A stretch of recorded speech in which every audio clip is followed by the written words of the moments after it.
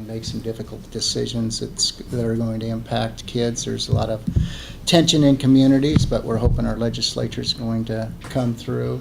And then finally, just on a more positive note, and this goes out to Salam and the entire ODE staff, just the work that you've done around ESSA and the way that you reached out to Oregonians.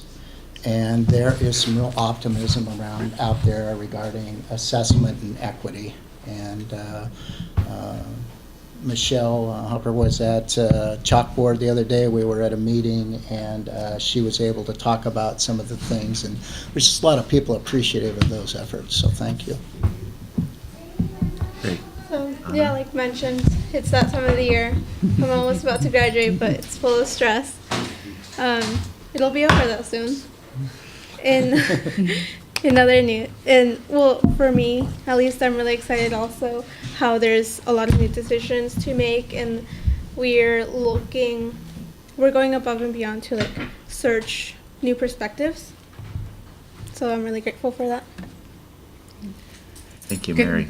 Good morning. It's so good to be back. It's been a couple of months of just crazy busy. It's crazy for teachers at the end of the year too, and we've been in the process of replacing a principal who's moving on, and so it's which is why I wasn't here last time. I was on the interview panel, and we happened to be interviewing on the day that we met.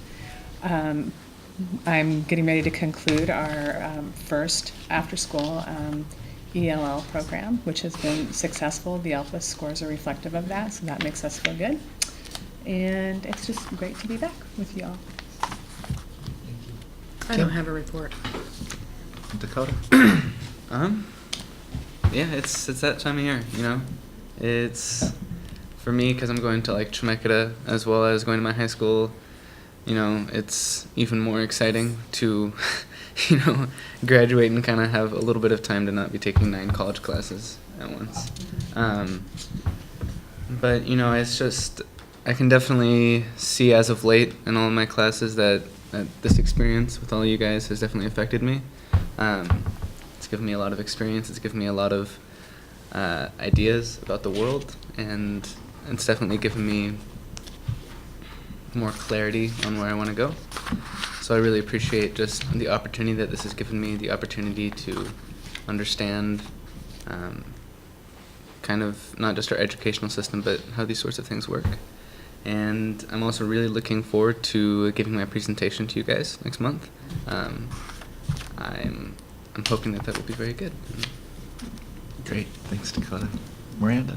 Nothing really to report. Thank you. George? Yes, just real briefly, I wanted to extend my appreciation and thanks to the Woodburn School Board, the superintendent, and the principals at the 2 schools we visited yesterday, and say how impressed I was with what you guys are doing in the Woodburn School District. Especially impressed with the dual language programs and the success that you seem to be having with those programs, and actually would like to visit some of your other schools at some point in the future, and hope that we'd be welcome to do that, or I'd be welcome to do that. So thank you very much. We always have an open door policy. Thank you. Thank you very much. Kimberly? My report is a little philosophical and reflective. Yesterday was such an amazing day to witness a school district's work in what I like to think of as sort of placemaking, really knowing your community, engage, and doing an active investigation on the community, and interviewing and talking and dialogue to know what the community needs, but also to realize that it is as much an art as it is a science, and that the process can be a stumbling as well, and that the whole community, all the educators, the school district, the school board members working together to have that stumbling going along. And some things that I sort of reflected on were the brain development has so much to do with feeling confident about who you are and your cultural identity. And that is very reflective here in Woodburn, but I feel like in other parts of the state, we can do just as well in having students reflect on their cultural identity, regardless of where they live, whether it's a rural identity or an urban identity, an ethnic cultural identity, in whatever way they identify themselves, and being able to steep that in their education and giving them confidence. The other thing that I came away with was, from the business perspective, this idea that there's a sustainable competitive edge that business and industry is going for these days. And because there's so many things that are moving so quickly and technology is moving so quickly, and sort of trying to understand the social implications of fast-moving technology is one thing that we are dealing with in the business and industry, but also being competitive among a lot of different choices that consumers have. And so the value of the human capital, the value of the people that are hired to do the work, is really, really important. And if they need to be people that are human-centered, they need to have creative problem-solving skills and be able to work in teams to do that. And they need to have that sort of critical thinking and perseverance and grit. And a lot of that was captured in ESSA in terms of that holistic education. But seeing that in the way that this community has embraced all of the myriad of the tapestry of cultures that come together to make Woodburn what it is, shows that in order for our students to have that kind of education, the human element cannot be forgotten. So it is both a science and an art. And I just had to say that today to be reflective back to the group. Thank you for sharing that. Anthony. Well, bienvenido. On behalf of the Woodburn School District, I want to thank the school board and the Oregon Department of Education staff and all of the members out in there. Welcome to our humble community. You guys have heard a lot about, I talk about it a lot, so it's really I'm glad that you're here, and hopefully beyond this meeting you'll be able to kind of venture out a little bit if you haven't been here. I think that we had a great, and also want to thank the Woodburn School District superintendent and the principals and everybody who put together, logistics for us to come and have an opportunity to visit the wonderful teachers and the students. And I would just echo everything that you say. I'm blessed. I get to live that every day. So not only in the classroom, but out in our community. So I feel fortunate about that. I think really, I would just summarize it in an educational perspective as far as the future of our students and our community, that we are really setting our students and families up for the global economy. The things that we talk about all the time, diversity, equity, inclusion, and just whether you're going to be in the private sector or public sector, students walking away here from this, whether they're a full IB, obviously we have that program, or your bilingualism or biculturalism, biliteracy, all of that.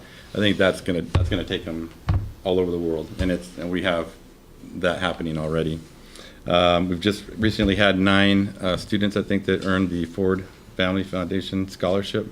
I think we've had the most Gates Millennium recipients in Oregon. We always have one. I think we had like 3 or 4 this year, which is a pretty impressive accomplishment for any school district in the country, for that matter. I wanted to just, it's everybody's saying it's that time of year, and by the time we actually reconvene, a lot of our seniors will be off to their next journey. So I want to thank or congratulate and the students and the families and those communities of all the graduating seniors, those that have, I made it, I remember, and I get to go celebrate that. We get to celebrate that every year here, as we do in all the other communities. But I want to congratulate you. This is just the beginning, and I'm really excited for especially the students that are here, but all across Oregon. I'm excited for them, and it's really. We've heard stories about, that he or she was my student, and now they're working. We heard that yesterday in the school as teachers. So it's really amazing when that happens, or whatever profession, right, the students end up taking. So I want to congratulate those, whether you're going off to community college, a four-year institution, or you're looking for a trade. I wish all of the students and the families and communities the best of luck. I think it's a very, very exciting time. It's a time to celebrate, reflect, as you mentioned, and I think, anything that I can do personally, please just reach out to me. Thank you. Great, thank you. I want to pick up on that positive spirit and express that beyond our visit here in Woodburn and to our students too, that this is kind of the time of year where we're reflecting on what seems to have been a very quick academic year, and here we are. May not seem that quick to some of our students who are grad, but it is really quick to us. We're reflecting on, I think, some of the challenges of this year, some of the challenges in front of us, but also more importantly, I think the successes of our students. And this is sort of the moment of the year where that becomes really important. So we get to see that in the experiences that you both have. So that's great for us. But I want to extend that congratulations, felicidades, to all the students in Oregon who have accomplished their goals and on their way to a bright future. So that's an important moment for us. I think the next time we meet together, this will all be over. Enjoy all those successes. I also want to extend on behalf of the board appreciation to our hosts. We've heard some great comments about our visits. We had two amazing visits yesterday at Heritage Elementary, where we got to visit the Russian dual language immersion program, and then also at Nellie Muir to visit the Spanish dual language immersion program.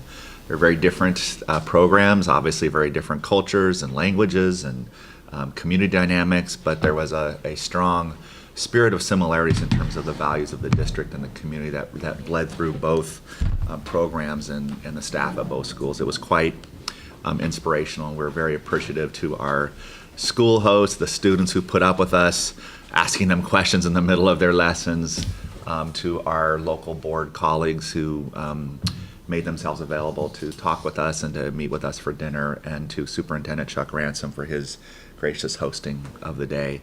And I was thinking a lot too, Kimberly, about some of the takeaways, and one thing I wanted to highlight. I think across Oregon we look at the successes in Woodburn and we do laud them, and they're laudable, they're laud worthy in so many ways because of how students in this district achieve. And I think what's remarkable in part is that as outsiders look at Woodburn, they ponder, how could that be given the challenges of this community, and they fail to appreciate the depth of assets that are here in this community by caring adults, by bonds within the community, by the ways in which the schools have embraced language and culture in a very unique way. I think last night we talked about how it's hard to describe the successes in a place like this in a single soundbite. And it's a reminder to me how the pathways to success are not often framed as one silver bullet, one panacea, but a lot of subtle things that go into creating the kind of cultures and climates that we saw in schools yesterday.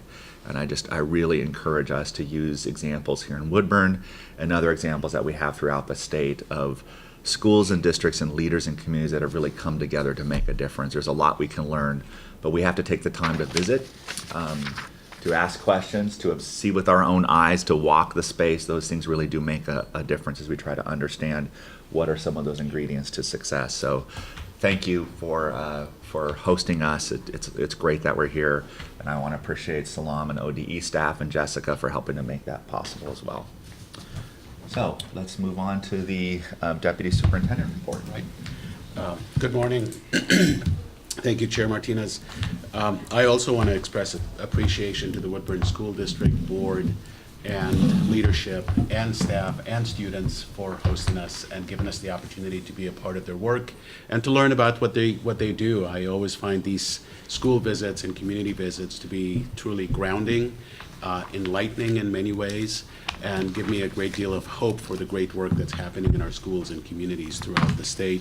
Also had an opportunity to visit with superintendents in the Douglas County region, with superintendents from all the school districts in that region.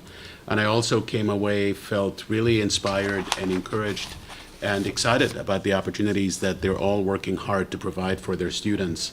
And there's much to learn as we travel around the state and engage with communities and schools and districts.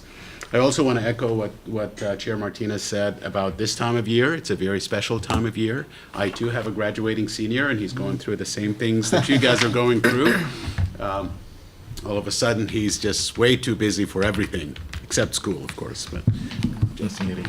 But it is really congratulations to both of you, but also I would like to express congratulations to the many, many students that will be walking across the stage, because this is a tremendous milestone in their lives and their families' lives. And many of them are the first in their family to graduate, and many of them are probably the first in their family to pursue further education and training beyond high school. And that is a tremendous accomplishment, and I believe the board and the board's vision and the board's leadership and the board's work helps contribute to that. So I also want to congratulate our board for being a part of that. But this is really exciting, and it takes many, many individuals that are working hard to make sure that our students actually get across that stage, and those are our teachers, instructional assistant, counselors, educators in general that are contributing to the success of our students. So I echo what Chair Martinez said and express congratulations for them. Just by way of updates very quickly, our state plan, our ESSA plan, was submitted on May 3rd. We did receive notification from the U.S. Department of Education that it is complete and it has been moved on to peer review. So we anticipate hearing, hopefully in the next couple of months, feedback from the U.S. Department of Education, and we will make some modifications as necessary. But I want to thank you for being a part of that work and for your leadership and support of that work. And we're really excited that it's been deemed to be complete and it's moving forward. I want to let you know that we as an agency are continuing to present to the Education Subcommittee on Ways and Means relative to our budget. We did our comprehensive presentation a couple of months ago, and the engagement right now is around specific areas such as assessment, the ESSA plan, our ELL plan. We also participated with the Chief Ed Office this week in presentations around Senate Bill 182 and Senate Bill 183, the Educator Advancement Fund and the Graduation Equity Fund. So we're continuing to engage with the legislature, especially the Ways and Means Subcommittee, around some budgetary components and questions that they have relative to these areas. On the federal budget side, speaking of budget, the administration released its budget on Tuesday. And although we are concerned about some of the significant cuts that are proposed in this budget, particularly Title IIA, which has been eliminated, and those are the resources that many schools and districts use for professional development and professional learning and supporting educators, and the 21st Century Community grants. Those are grants that are provided to partnerships between school districts and community-based organizations to provide before-school and after-school enrichment activities for students, especially students that are historically underserved and don't have access to such opportunities. That program has been cut. Title I has actually, it depends on how you look at it. On the one hand, the actual formula, the basic formula, has been reduced, not significantly, but by a small amount. But the Title I program has been increased by $1 billion that will be used for choice. And we're still trying to get some understanding as to what that actually means, if it's choice specific to public schools and the public school options that are available to students that are in Title I schools, or if it's something different. So I just want to let you know that we are concerned about the budget as it was submitted. We're engaged with our congressional delegation, with the governor's office, and we will continue to monitor that. The feedback that we get from our congressional delegation is that this is the beginning of the process. There is much work to be done between now and when the budget actually gets signed. And there is a difference between the budget that the White House puts forward and the one that the Congress actually authorizes and funds. So with that, Mr. Chair, that concludes my report. Thank you. Great, thank you very much. We're going to move on to public comment. Cindy, do you see anything up there? Thank you. Jessica's still trying to get us online, I think. Yes.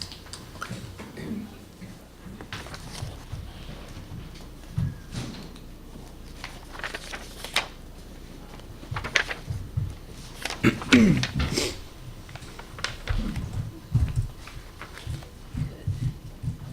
you have a timer? I can help. That would be great. And Salam, do you have one of these that can be as a timer? Sure. So we've enlisted our Backup. great backup, amazing administrative leadership support, Cindy Hunt, to help us facilitate public comment. So we'll go ahead and do that. Cindy will call your name, and each speaker will have 3 minutes. Gordon Clay.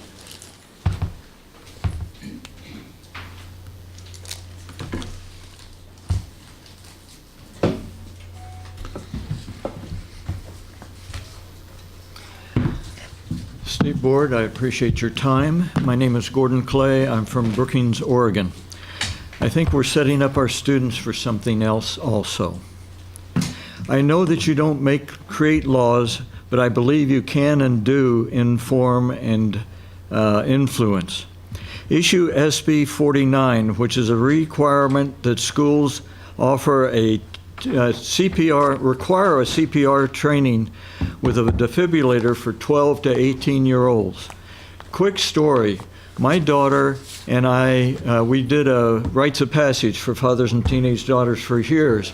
We made a decision when she was 25 to 21 to go down and visit her mother in Texas, who was terminal. I came back to San Francisco. Her mother, she was with her mother and her grandmother. She thought her mother was had to go to the bathroom. She picked her up, and in that process of taking her to the bathroom, her mother died.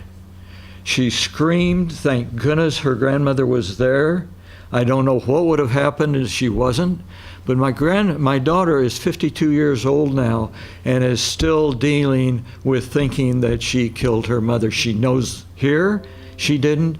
It's not in her body. What this, I am asking you to repeal SB or do impact to repeal SB 49.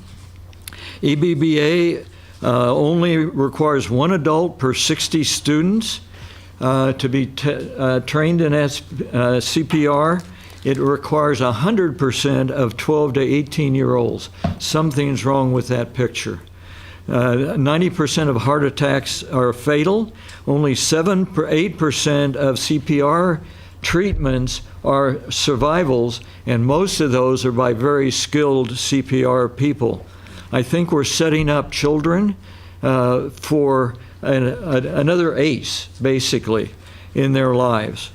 How does if you had a 12-year-old and she was home with her mother dropped, non-responsive, she calls 911, that's the system, then she starts CPR, she never revives. Think, particularly if that child's alone, think of what that child is going to go through. And this is a requirement by law. On the other side of that, we've got 600 school policies, not one word about suicide in any of them. We've got a system in this country. We've got Facebook Live in 13, what? 15 seconds. Oh, shoot. Well, I hope you read the documents that I have. I'm also, my comment about having 741-741, a crisis line, wherever you've got a phone line. Please put it in. We're discriminating against kids. Sir, did you have written testimony also, it sounds like? What? Did you provide written testimony Yes, also? I did. Okay. Please Thank you very read it. much. We'll make sure that's distributed.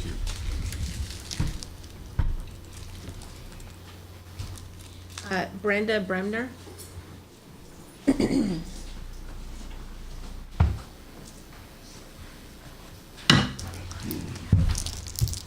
morning. Good morning. Okay. Good morning, Chair Martinez and board members. Thank you for the opportunity to speak before you today. My name is Brenda Bremner, and I'm the General Manager for the Confederated Tribes of Siletz Indians. I'm here today to sit in support and answer any questions related to our mascot agreement first reading with the Rogue River School District on the agenda later this morning, and also to take this time to reiterate our tribe's objection to the fact that the mascot agreements for the Philomath School District, Amity School District, and the Siletz Valley School are not on the agenda today for your approval. Per OAR 581-021-0047, the aforementioned school districts and schools have the right to enter into an agreement with an Oregon tribe to allow for their retained use of the Native American mascots. And should the tribe and school enter an agreement, and I have in quote, the State Board of Education shall approve an agreement if the agreement meets the requirements of ORS 332.075 and this rule. At last month's meeting, the board staff, specifically Cindy Hunt, completed checklists for all the proposed Siletz mascot agreements, which included the agreements meant met all the statutory and regulatory requirements for approval. But the agreements are being withheld from the agenda for approval. I'm aware that you have asked for consultation with the Siletz tribe to further discuss our agreements, but I want to state for the record that the tribe and our agreements should not be held hostage waiting for the consultation. The definition of prejudice is the unreasonable opinion or attitude, especially of a hostile nature, regarding an ethnic or racial group. Any preconceived opinion or feeling that is unfavorable to an ethnic or racial group, and an adverse opinion or leaning formed without just grounds or before sufficient knowledge. The Confederated Tribes of Siletz Indians is being subject to your prejudice with regard to our mascot agreements. Your opposition and belief that all mascots and native imagery and images are negative is clearly prejudicial. You have failed to acknowledge that the Confederated Tribes of Siletz is a sovereign tribal nation, and by law and regulation, you are here to uphold, allow us to enter into the agreements in question. As a sovereign nation, we have not been forced to accept an agreement in any way with any of the school districts. It is insulting for you to cast your preconceived opinion that we are weak and our warrior images are negative and not culturally appropriate, when for more than 100 plus years our people have worn eagle feather headdresses. I have with me a picture of our ancestors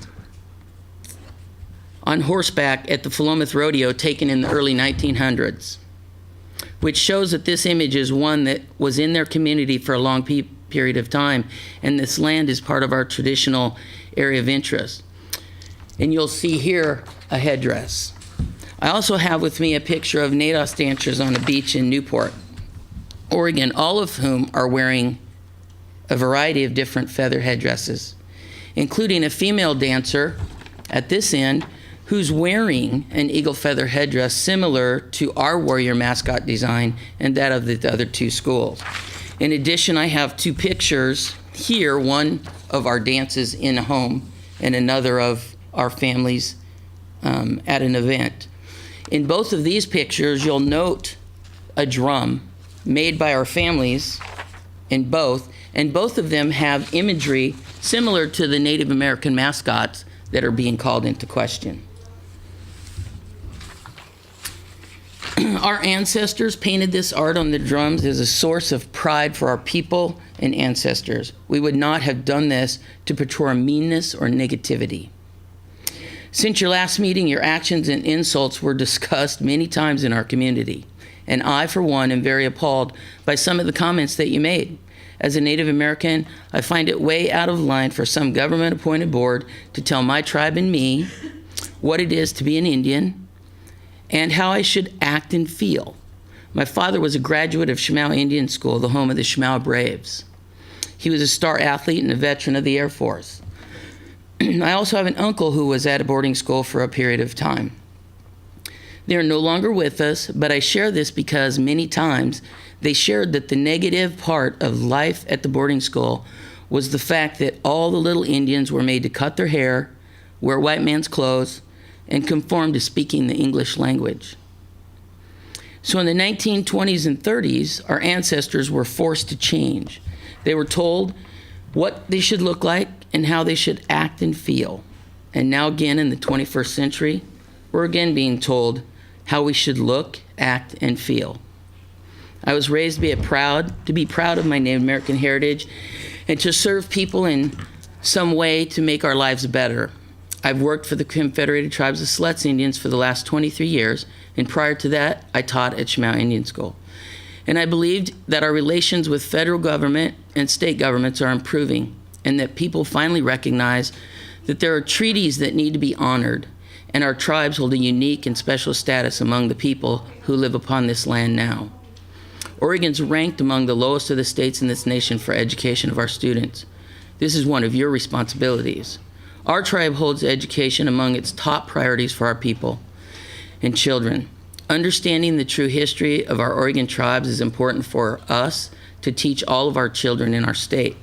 Our agreements allow us to begin this process, and we see many opportunities, and we relish the opportunity to work cooperatively with our school districts that are filled with eager educators ready to learn and share our history and knowledge with their students. You should follow the law of the land regardless of your personal opinion. In positions of authority, you are held responsible for outcomes. And you may not always be able to do what you want, but what is allowed within the confines of the regulations. If our agreements met the statutory and regulatory requirements for approval, which it says they were, Cindy confirmed that, you need to approve them. Thank you for your attention and your time, and I look forward to being a part of the consultation session on June 8th. Thank you.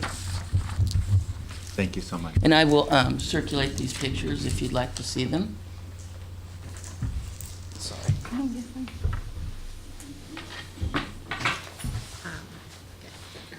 Nicole Albasu.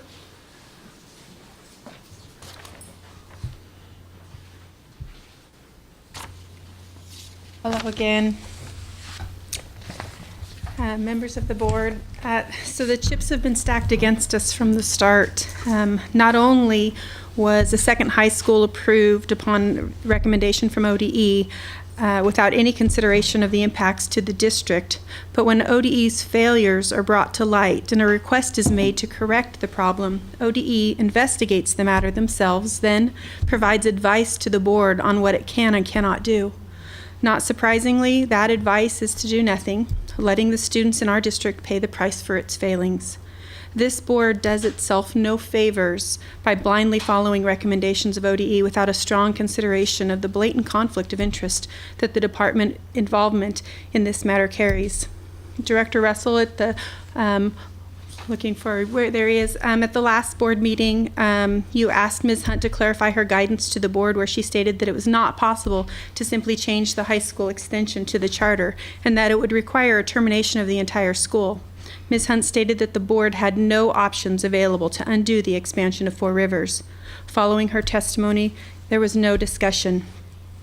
To be absolutely clear, OSD is not asking the board to revoke Four Rivers charter contract, nor are we asking this board to do anything that would impact their K-8 program.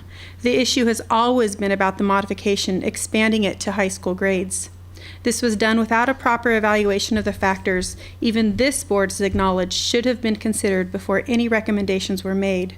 Dr. Knorr explicitly instructed ODE staff to reach out to local districts to determine impacts. And making matters worse, the independent investigator found that Four Rivers misled the state regarding the need for expansion. Ms. Hunt's testimony at the April meeting was not legal advice, rather a statement from ODE that despite factors which the state could argue invalidated the modification, there is absolutely nothing they can do to revoke the modification. And we have repeatedly argued that the state does have the ability to declare the modification void due to fraud or misrepresentation. These are based on facts that have been well established. Nothing in the record indicates that Ms. Hunt approached the Department of Justice with these facts, seeking legal options should it decide to declare the modification void.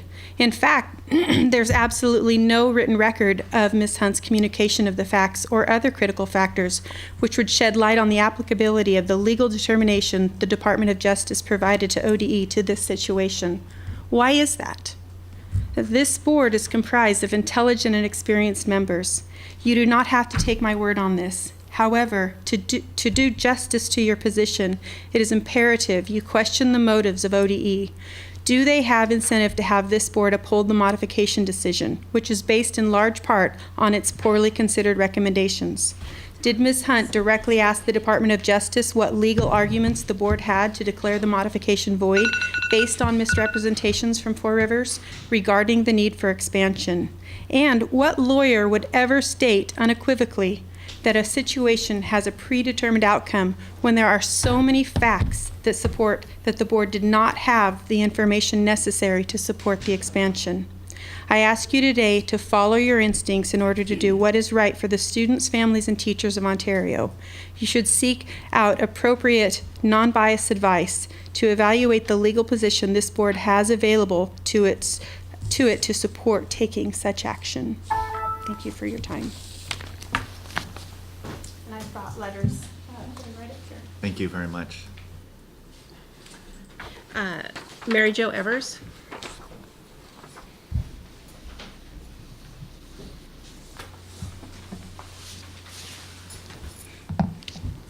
Hello, I'm Mary Jo Evers. I'm the Director of Finance for Ontario School District.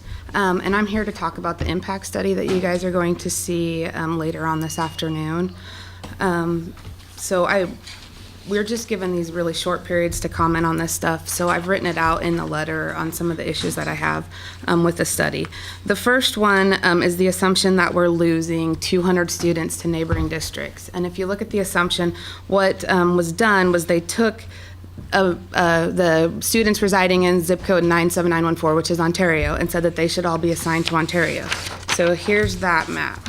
If you take the district boundary, which is this map, and overlay it on that, see all that area in red? That's all areas that belong to other school districts. It doesn't belong to Ontario. This is Vail, this is Vail, this is Vail, this is Nissa. So I don't think that that's a fair assumption to say that another huge weight for student loss in Ontario is the other schools losing students. But the other thing I want to point out is that according to the student info that we were given, the current 9th grade at Four Rivers has one student that's outside of that zip code. And yet they capped the maximum students into the high school at 25. So if one student in a grade of 30 is not Ontario, then that would mean 29 are, and that equates to $1 million, which is what we've consistently said is probably our impact. The other thing I'm being questioned on is why I would allocate that or correlate that to the instructional budget impact.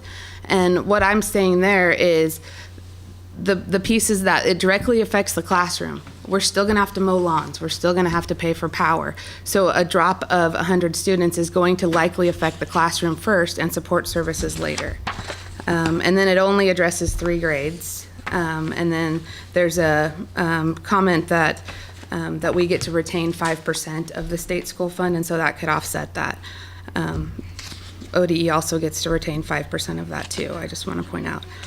So I'm just not really understanding what the point of this whole exercise was. When it comes down to it, ODE did not do its due diligence during this expansion process and continues to try to substantiate their position and gloss over what was done incorrectly. This study is just another inconsequential action recommended by ODE to try to get OSD to drop the claim that something is wrong here. I understand that this is difficult for this board, who is very familiar with the leadership of Four Rivers and truly regards it as a poster child for charter schools. The problem is that ODE is a state agency tasked with overseeing public education in Oregon without bias or prejudice between the different districts. ODE has not placed charter schools on equal footing with the other 197 districts.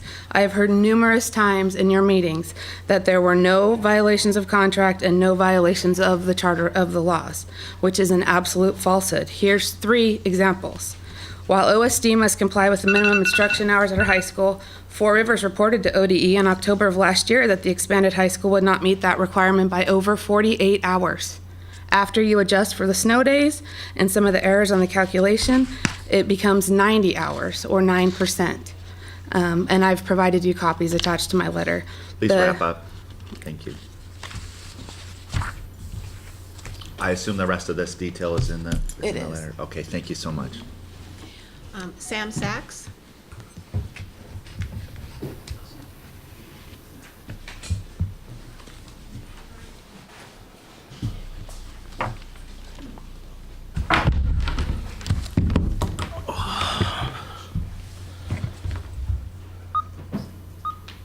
Good morning. I'm Sam Sachs. I'm founder of the No Hate Zone, and I hope that I will be allotted the same amount of time as everyone else. I sent you an email written testimony yesterday. I just wanted to read that into public record today. Chair Martinez, members of the Oregon Board of Education, I'm testifying today to share my thoughts on the issue of Native American mascots and their use in our K through 12 schools. Currently, you have before you proposals from some of the tribes in Oregon and some school districts that would allow for the schools to continue the use of these race-based mascots. This agreement is a product of over 5 years of a more current struggle locally and a fight that has been going on since the 70s to eliminate the use of Native American mascots in schools and colleges across this nation. We nor I come to this moment or this place in our state's history lightly or without knowledge, research, and a desire to make sure that our children have the right to attend school and earn an education free of discrimination, whether intentional or unintentional, in Oregon school districts. In fact, it states that in today's agenda. And I quote, "The State Board of Education has been given the responsibility by Oregon legislature and state statute to ensure that persons are not subjected to unlawful discrimination in their public schools based on race, color, religion, sexual orientation, etc. Native American students are also entitled to an educational environment that is not hostile and is conducive to the attainment of educational goals." Although these words and responsibilities seem sincere from the board, there are some important words missing from the statement.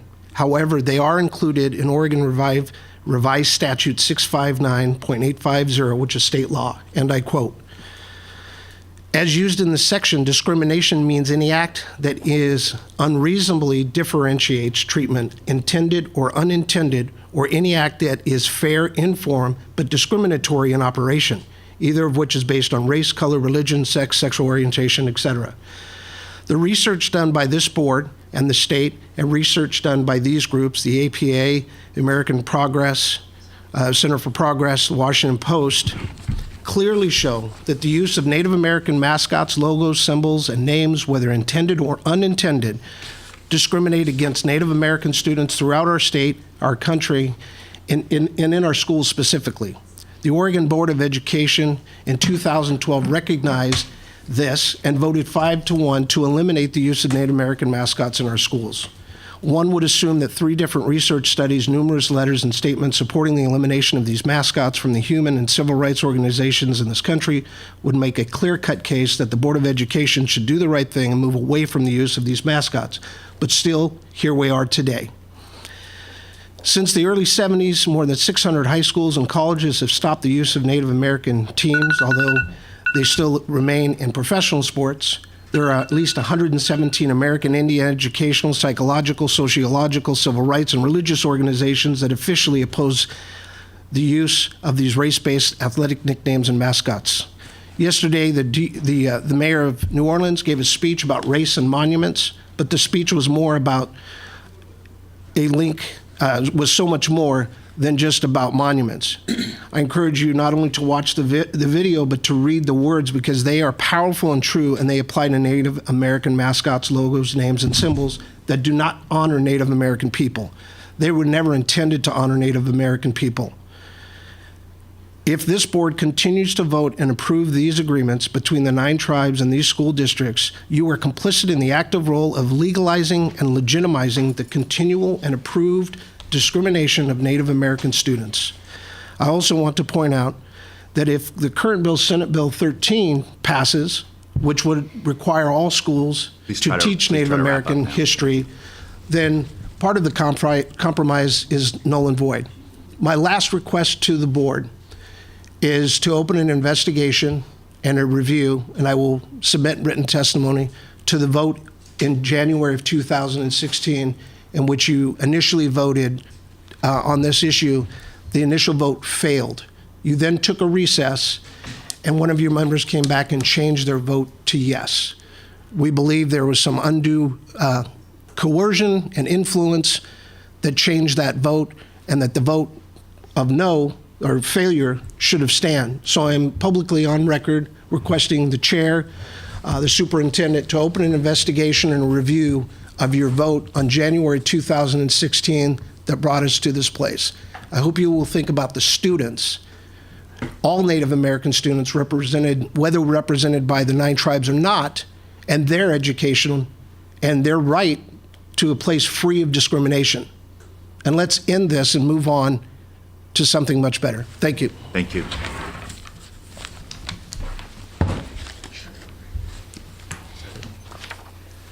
Jeff Williams.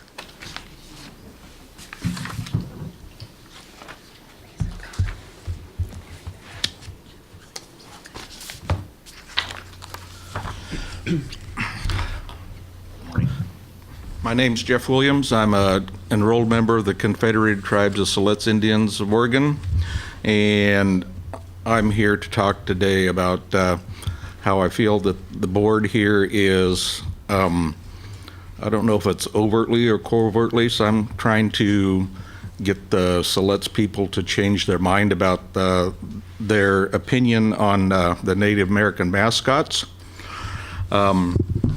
But Brenda spoke very well about how I feel about it also. And when this issue came up at a board meeting in Salem on March 8th of 2012, I had a concern about, first of all, I'm going to say I'm opposed to removing the Native imagery and the warrior name from school mascots. I had a concern that they had already made up their mind and that they were, no matter what the public opinion or public statements at that meeting were, that they would still maintain their feeling about the issue. And after the board meeting passed the resolution to have all schools remove that, I wrote a letter to then Governor Kitzhaber and then forwarded that to Governor Brown after Kitzhaber left office. I don't know if they received it because they never responded even to the fact that they'd received it or not. But I have 8 copies here, one for each board member of my letter and one for the official record. Back when the Europeans started showing up on our continent, they were initially saved by the Indians and then later decided to eliminate him. Even in Massachusetts in the late 1600s, early 1700s, there was a bounty on Indian scalps. It was 50 pounds for an adult scalp and 10 pounds of British money for a scalp of a child under 10 years of age. And then along came other actions, and you know, a lot of the actions after that were by intelligent, educated, well-meaning people, but they were misguided, and the boarding schools was one of those misguided efforts. Richard Henry Pratt started that movement, but he wanted to save the Indian people from elimination, and that by killing them was the other option. And before the boarding schools, the primary purpose of the adults in the Indian tribe was to raise their children and raise them to be responsible tribal members and to ensure the longevity of the tribe. Well, they were forcibly removed and put in boarding schools, and if you're not familiar with the tragedy that came about that, there's a lot of information on the internet about that, about what harm that caused. And I think that by the board's action to kind of try to sideline the Siletz tribe, I think that's a racist issue. By thinking that we can't think for ourselves, can't make the decisions for ourselves, and that we are not strong enough to keep people from forcing us into something we don't want. And that means that you are all better than we are, and that's a form of racism, to think that you're better than somebody else. Please try to wrap up now. Okay. And you're going to pass that letter out? Yes. We'll make sure everyone has a copy. Thank you very much. Thank you. There are 8 copies there, one for each board member and one for their official record. Melissa Goff.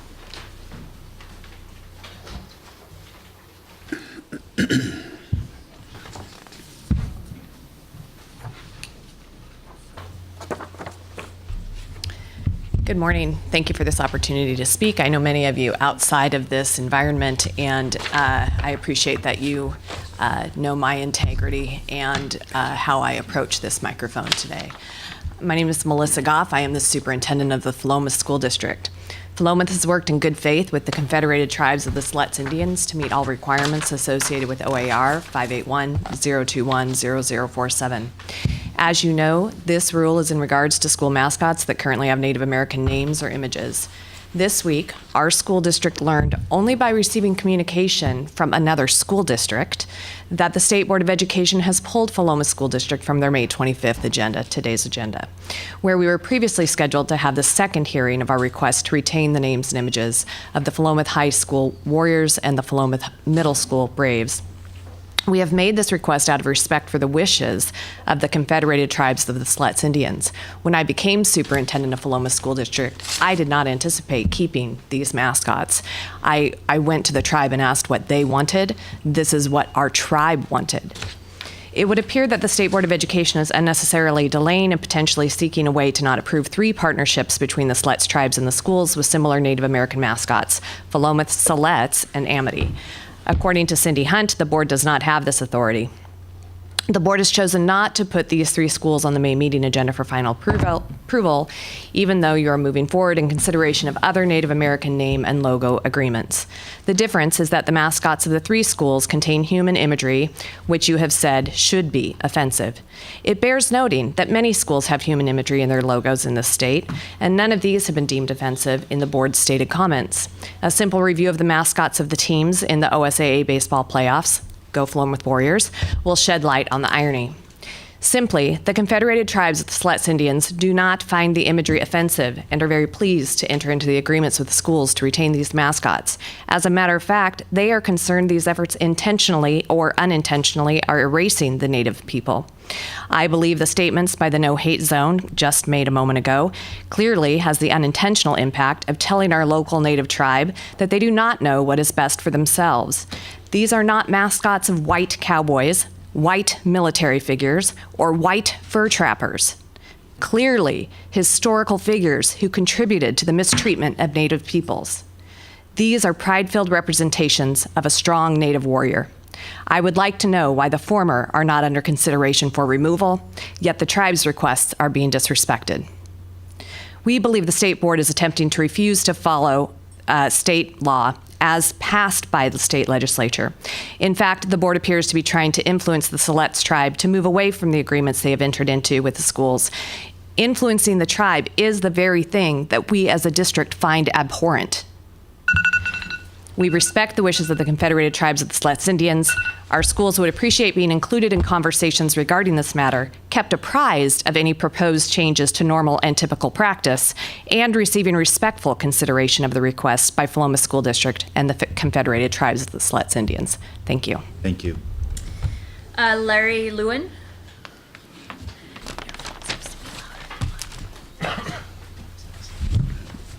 Thank you, Board, for the opportunity.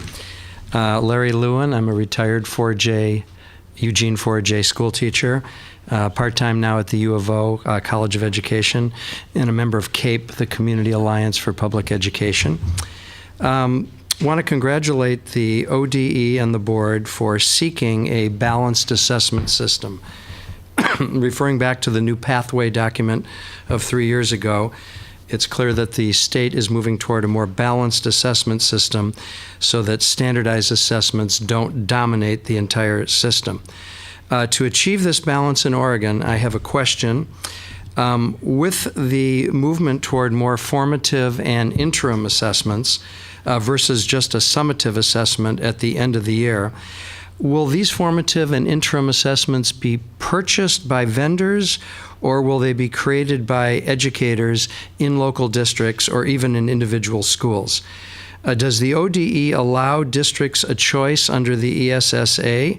Are there funding priorities for purchasing interim and formative assessments, or is it equal field for developing their own?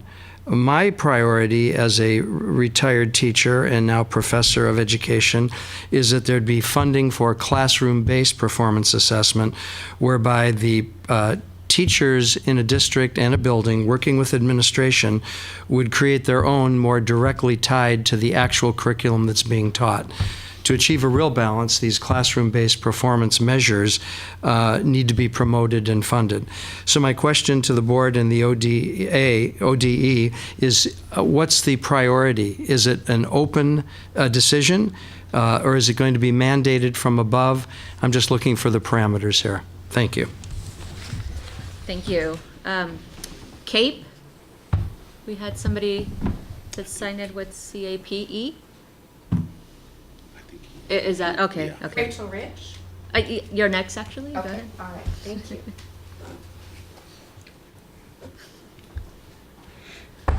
My name is Rachel Rich. I'm a retired teacher and a member of the Community Alliance for Public Education, which I think in light of Betsy DeVos we need today. Wanted to just comment on the discrepancy between spending, increased spending in student services versus standardized testing. From 2010, when Common Core was implemented and the beginning of Smarter Balanced, we are now spending only $125,000 increase per year in student services. That's 25 cents per student per year.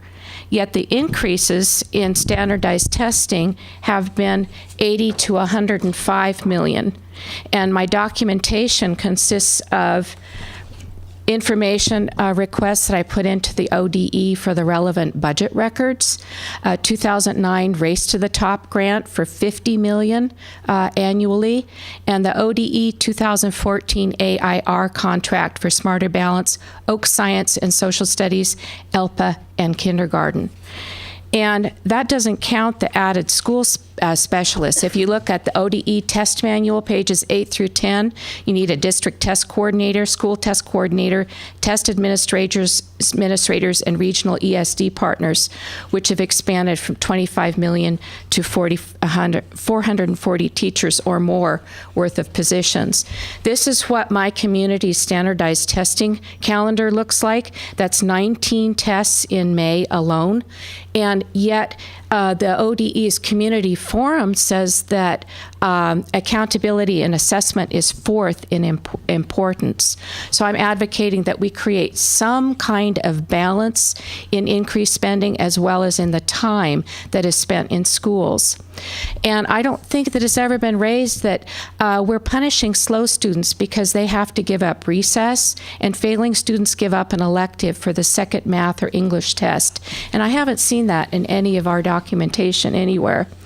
And yet, despite all that testing, we have had zero growth in the NAEP, the Nation's Report Card.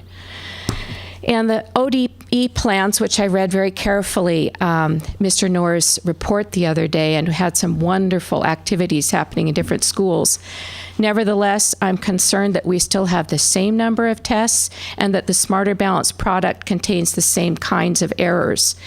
They didn't even bother to use a grammar check. And so you have words that are written together and questions like, for a third grader, which of the following sentences contains an error in grammar usage, which obviously is not age appropriate, and that still hasn't been changed. So I'm concerned that if we— 5 seconds. Thank you. If we have the continued Smarter Balance interim and forum assessments, I'm concerned that they would have the same kinds of problems. But let's create a balance in our increased spending and the time that we spend in classroom. Thank you. And I've got the documentation if anybody would like to look at it. Would like to submit it to the public record. You're more Bet. than welcome to do so. Thank you. Jesse Cox? I don't. Oh, okay. Anybody else that was not captured? Chair Martinez, members of the board, that is it for our public comments section. Thank you, and I just want to say a couple of things related to some of the testimony we received related to the ongoing Native American mascot issue that this board has worked through from certainly before my time. And I think were you here in 2012 when the original? Not the original. No, So we don't. right after. No. So we have no one on the board who's been here the whole way through, but I think all of us have entered it earnestly since since these issues have come before us. And a couple things I would like to just reiterate. I, on behalf of the board, greatly appreciate and respect the concerns that have been raised around this topic, as they have been raised around it, I think, from the beginning. At our April meeting, there were a number of questions and concerns that came up around the use of human imagery, and a variety of other questions that came up also around some of the agreements.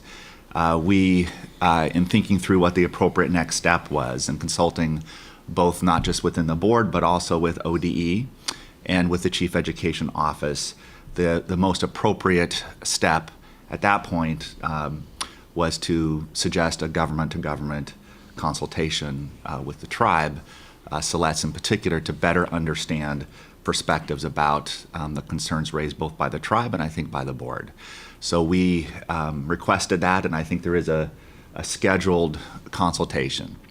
Then, of course, there is the issue of a second read and a vote for this. The decision was made to hold over those items in order to allow for the consultation. And I want to be extremely clear that there was no implicit or explicit effort to sort of use the delay as a tactic to simply let the ban come into effect. So I'm saying this directly to our tribal partners, but also to our school partners. That is not how this board has ever acted, nor would it. These are important conversations that we need to have, and we take them very seriously. So we are prepared after the consultation to put these items back on the agenda for the June meeting. If the consultation suggests that we need more consultation, we will develop a set of other potential actions in order to preserve the potential for those agreements being passed and adopted outside of the current July 1 window. We're not going to let July 1 stop us from the process that's needed. So I want to be really clear about that. That is not how this board would ever act.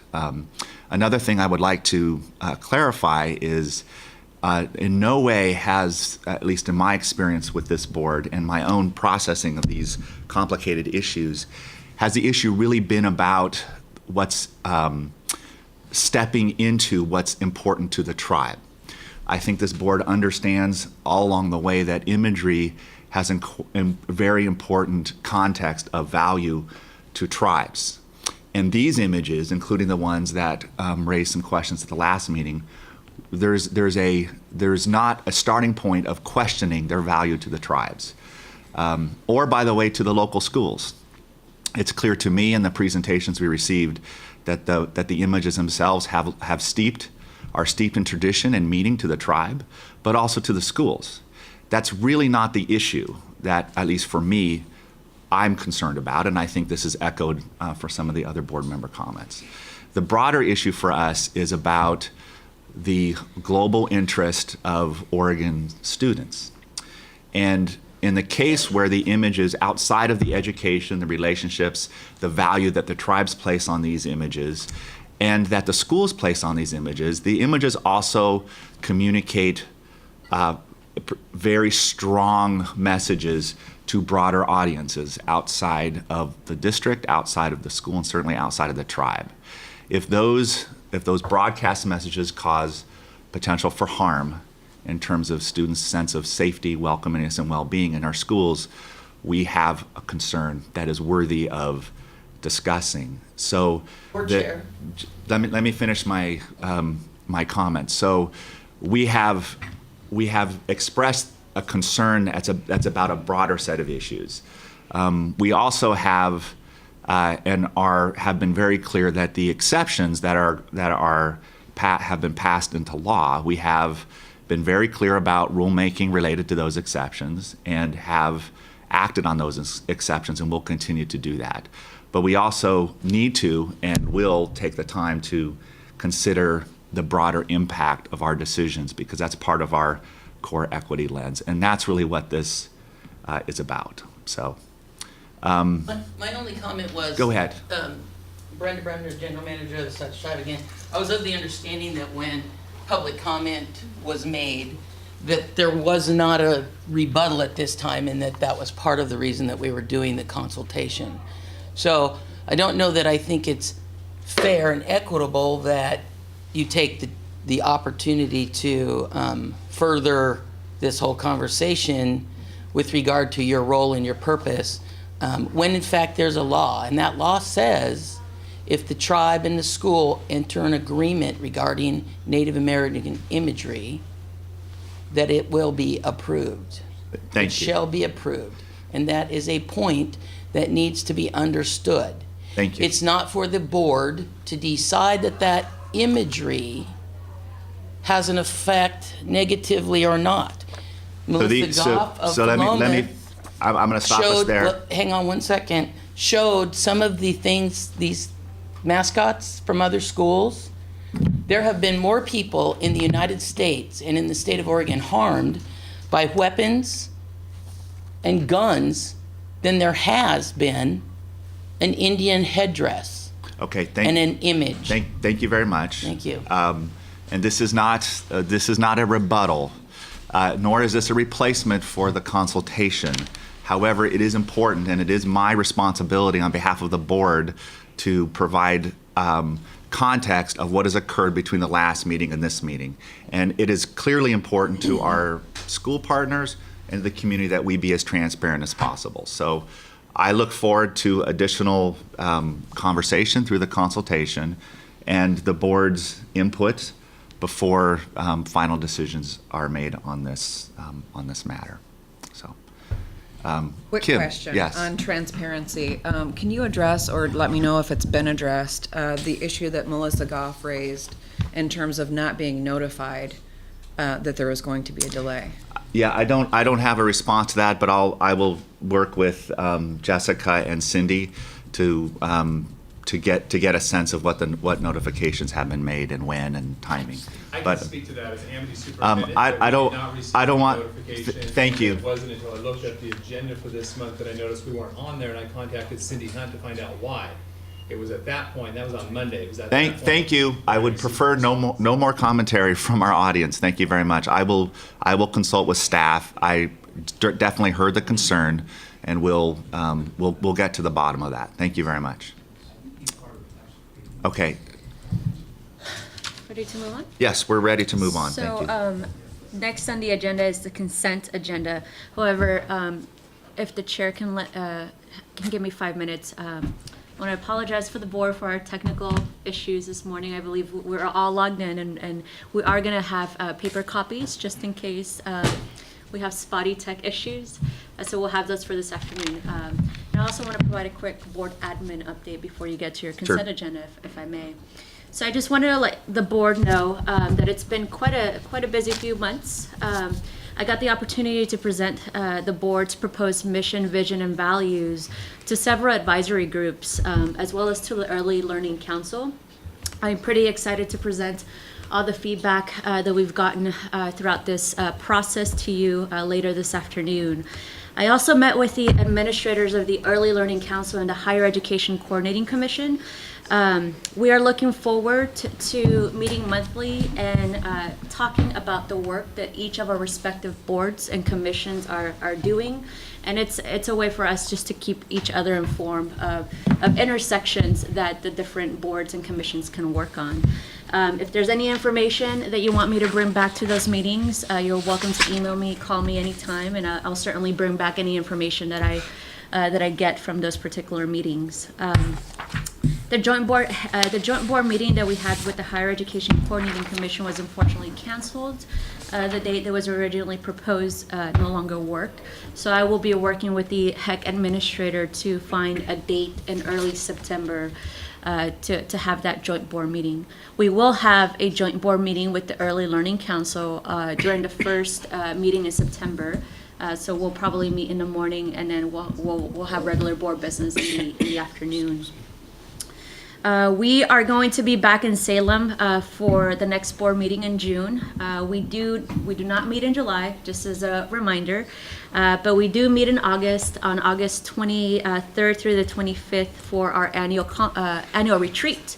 It's going to be at the Silver Falls Conference Center. Obviously, that is a public meeting, so anybody is welcome to come and watch the board members while they're retreating.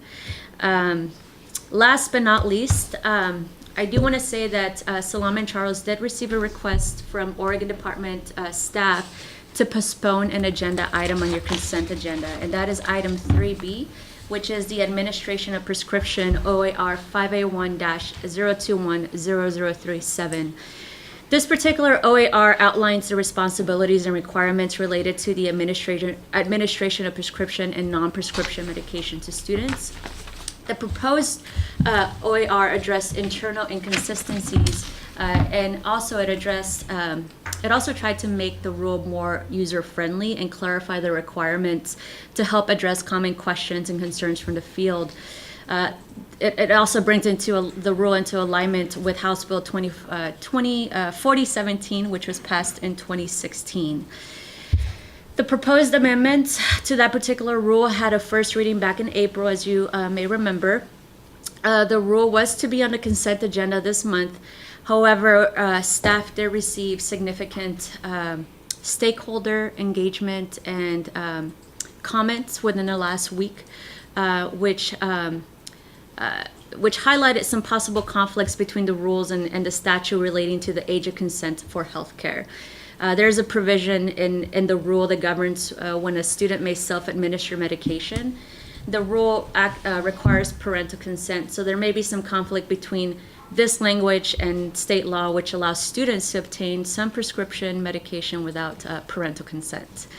So we want to, ODE does want to do their due diligence and go back, talk to stakeholders, and bring back this item for a action and a presentation in June. Chair Martinez, you would need a motion from a board member to take this item from the consent agenda. And just to clarify, with that motion, this would come up not as a consent agenda. Jessica just sort of alluded to that, but I want to make it crystal clear. This would come back as a full discussion because there was some substantive issues that came up and a desire for by ODE to sort of address them before we take action on this. So we'll have a full discussion before action on that item. So we're looking for a motion to table to a time certain. Yeah. A motion to postpone until June. Till the June meeting. So moved. Moved by George, a second. Yeah, we have district sponsored. Second. Seconded by Miranda. Any further discussion? All those in favor say aye.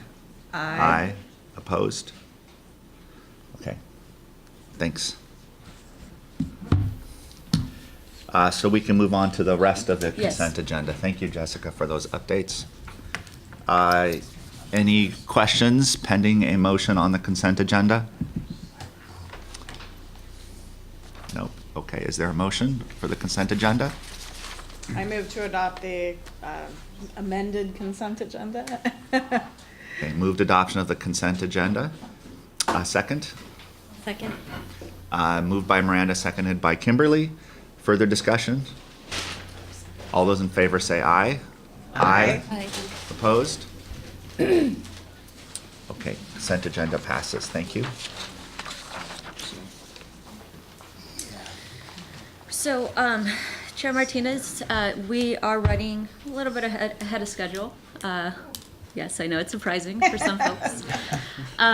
You are more than welcome to take a break, or we can just jump into our next section, which is our actions. Why don't we take a 5-minute leg stretch? I think that would be a good idea. So, just a quick 5-minute break. 10 minutes is good. 10 minutes. Jessica's giving you 10 minutes. All right. We'll need the time later. I know how Yes, we I work, know. but 10 minutes. Is there a place for water? Yeah, let's go ask outside, actually.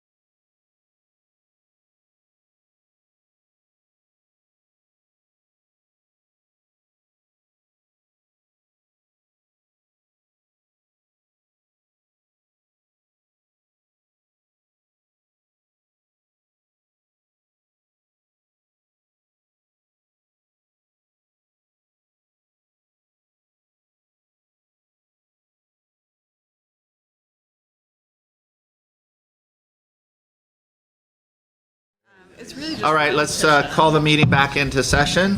Thank you. See, when we said 10 minutes, it became 15, right? And we're still 5 minutes ahead. And we're still slightly ahead. So let's see if we can keep that pattern going. Thank you, everyone. We're going to move on. We have a, Yes. do you want to talk about the written report? Yeah, so we had a written report submitted by the Office of Teaching and Learning and the Higher Education Coordinating Commission on advanced placements and international baccalaureate courses and credit policies. Those particular policies are they're typically adopted by the Higher Education Coordinating Commission, but folks just wanted to come and give a formal written report to the board on it. So it's not that long. It's on your board book, but if you want a physical copy, I'll be happy to submit that to the board. So it's pretty much it. Right, thank you. Hopefully folks have already had a chance to peek at that, but I'd strongly encourage you to. Okay, thank you. Moving on to items for actions on first for Native American mascot agreements. Cindy.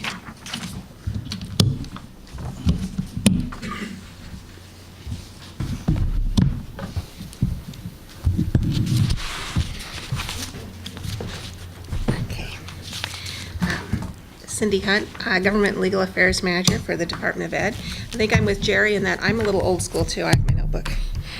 Pays off sometimes. So the action items before you are two agreements between school districts and Native American tribes in Oregon for the allowance of a Native American mascot. You had previously first heard about both of these agreements at last month's meeting. These are in tab 5 if you have now digital access. And before I get into the individual agreements, I wanted to draw your attention. You've heard, especially today, a lot of reference to the original rule, the original statute, and you had that also last month. Because of that, I did add an attachment to this that is the statute, ORS 332-075, so you could access that easily. And I highlighted those sections in that statute that deal with mascots. And then I also attached the rule itself to that docket items for your access. So with that, the first of these agreements that is up before you today is between the Molalla River School District and the Confederated Tribe of the Grand Ronde Community of Oregon. And I believe there are representatives from both of those entities here today, and I would call them up.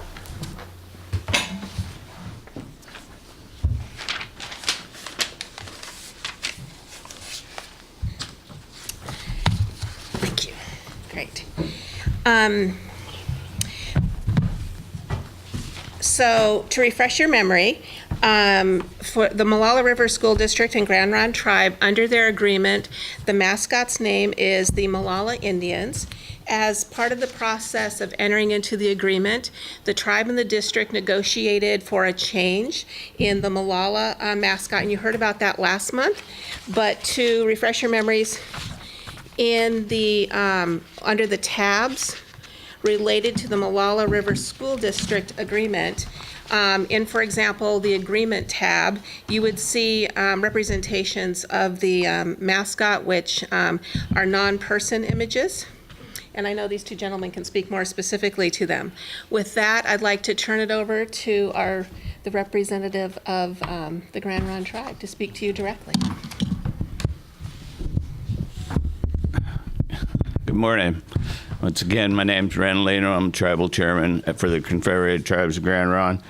We'll submit some written comment, but I'd like to say thanks again to the Board of Education for allowing us to be able to work this out. The Molalla one is obviously a very special one for us because it actually represents one of the feathers on our medallions under the Molalla people, under our tribe.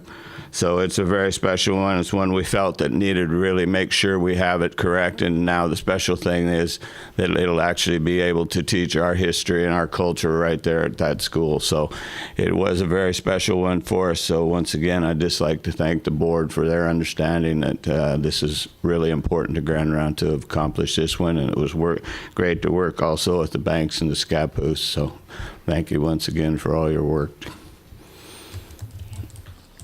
And Chair Leno's testimony was forwarded last night, and I think it was also posted last night for your review. Okay. And we have the superintendent. Right. So my name's Tony Mann. I'm superintendent of the Malala River School District, and like Chair Leno, just awfully grateful to have had this opportunity. I think I speak on behalf of the entire Malala River School District and the larger Malala community that we're grateful not only for the relationship, but the commitment to teach the truth and to represent the relationship in a culturally accurate, historically accurate, culturally relevant way. It's a learning opportunity that the community's chomping at the bit to understand more deeply. And I see this as a huge opportunity to move a majority white community forward in their own understanding of the history of the Native people. And again, grateful for the opportunity to have worked with the leadership at Confederated Tribes of Grand Ronde. Okay. So with that, this agreement does meet the minimum requirements specified in your rule. So the staff recommendation remains for approval of the agreement. And that is what we are looking for today. Thank you very much. Questions from the board? I just want to note I'm appreciative that they provided the seal and logo for us to look at while we have this conversation. I think it's really helpful.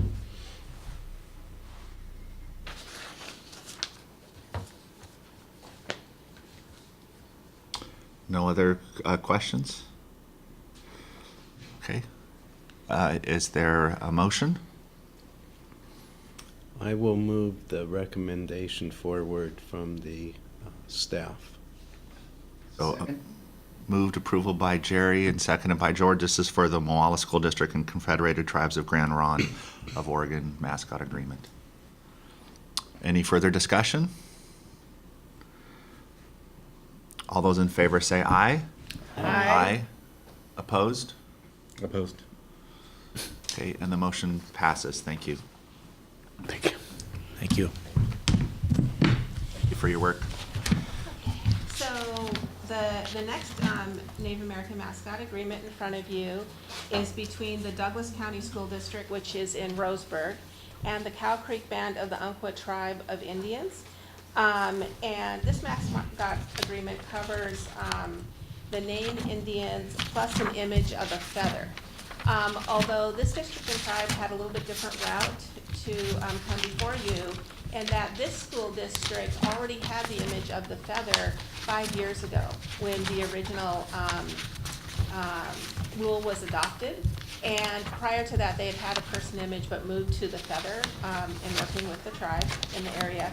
And so really for them, the reason they're in front of you is because of the name Indians, which was also prohibited in the original rule, but through the agreement process could be allowed. And so I believe there's also representatives of both Roseburg and the Cow Creek in attendance today.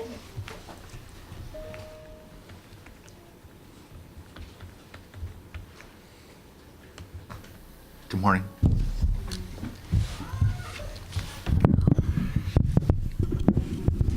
Good morning. Thank you. My name is Tammy Hunt. I'm the Education Director for the Cow Creek Band of Umpqua Tribe of Indians. We were here before you in April, and I appreciate you listening to us again today. We've enjoyed working with the Roseburg School District for many, many, many years. It is a relationship of respect, and I just have had a wonderful time working with the district, and our tribe has, in creating this MOU.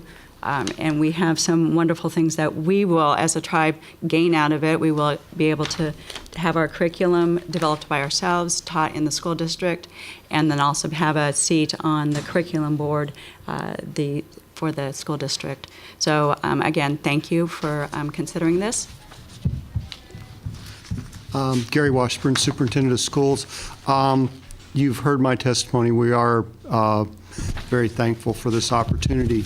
I do want to take this opportunity to say to the board, through your actions, although change in education is glacial and sometimes can be a little warm,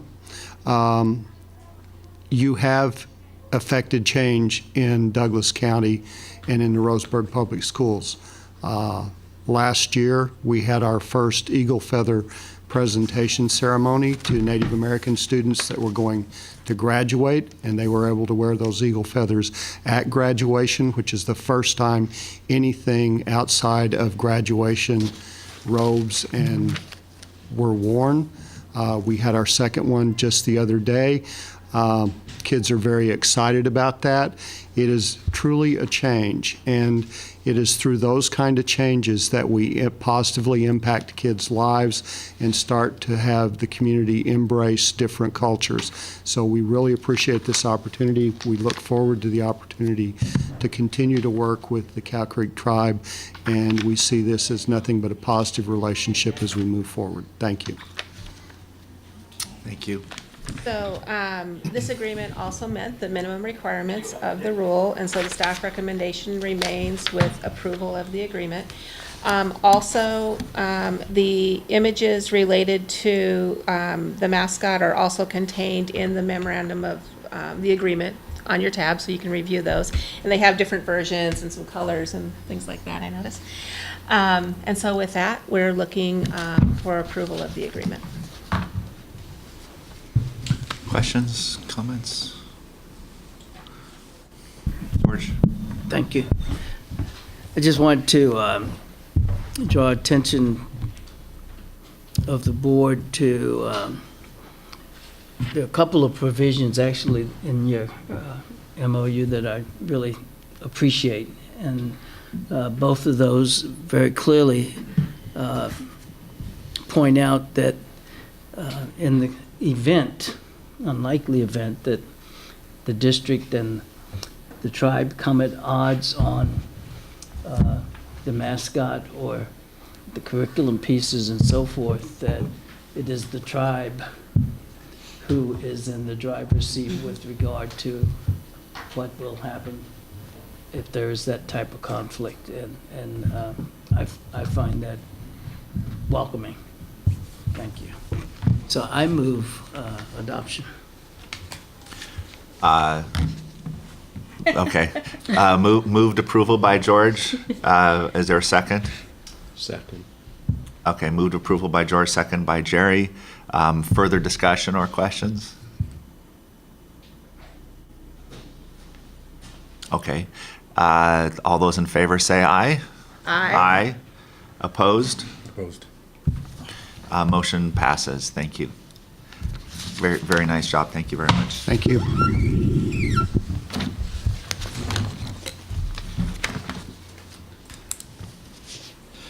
Okay, we're moving on to beginning some first reading presentations, starting with accountability appeals update. So that actually is under your no presentations. Oh, I'm sorry. You're right. I see that. Nope. I can I have missed Cindy that. just give you kind of a quick explanation as to why we put it there, but if you like. Yeah, that might be helpful. Yeah, we felt that this rule had relatively minor changes and it was pretty clear what the staff was asking for. So when school districts submit to the department data information, there is a limited window after that is submitted for them to be able to appeal if the data, for example, they feel it is incorrect. And those appeals goes to a specific committee at the agency. So what this is doing is it's opening up that window further to allow more of those kinds of appeals. When I say more, I asked staff, how many appeals do you typically get in a year? And they said 2 to 3. So when I say more appeals, maybe it doubles that. We feel that one of the things about this is it will lead to more accurate data. And so that's why the rule was put forward. Okay, thank you. And those specific changes are noted in the docket item. Okay. And then you also had a no presentation first read on the summer retreat Yes, so schedule. yeah, so you can read the docket, but there were a couple of ideas that were being floated around that we could put on our retreat agenda. I put those in there for your review, also just to keep that in the back of your minds as we move forward.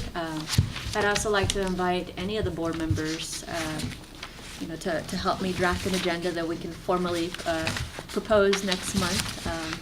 As a baseline starting agenda that obviously we'll have tweaks as we get closer to the retreat date, but.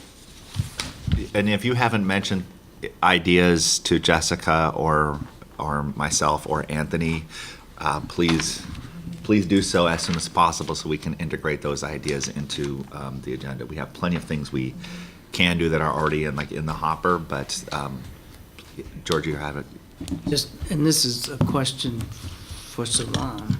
So, do you get, or do you anticipate feedback from the U.S. Office of Education regarding our ESSA submission, perhaps by that time, that if there's something worth having further conversation about or clarification about, is that a good time to think about doing it, or will you actually have it by the June meeting? Yeah, thank you for the question, George. The regulations say that we will receive feedback within 120 days. So it all depends on how quickly our plan gets reviewed. What I will tell you is that we know that there are peer reviewers reviewing plans this week. So it could be within 2 weeks, it could be within the next 2 months.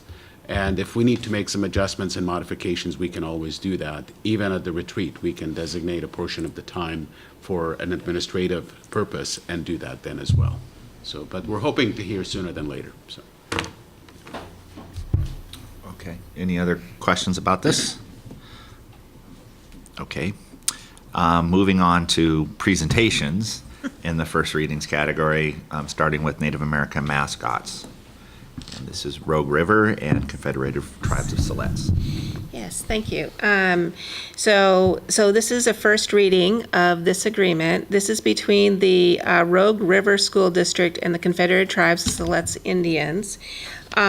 This agreement, I need to put on the record that Dr. Knorr has a potential conflict of interest, so I'm making it clear on the record that the staff recommendation to you, that he was not involved in that recommendation at all, and was not involved in the decision-making around this particular agreement.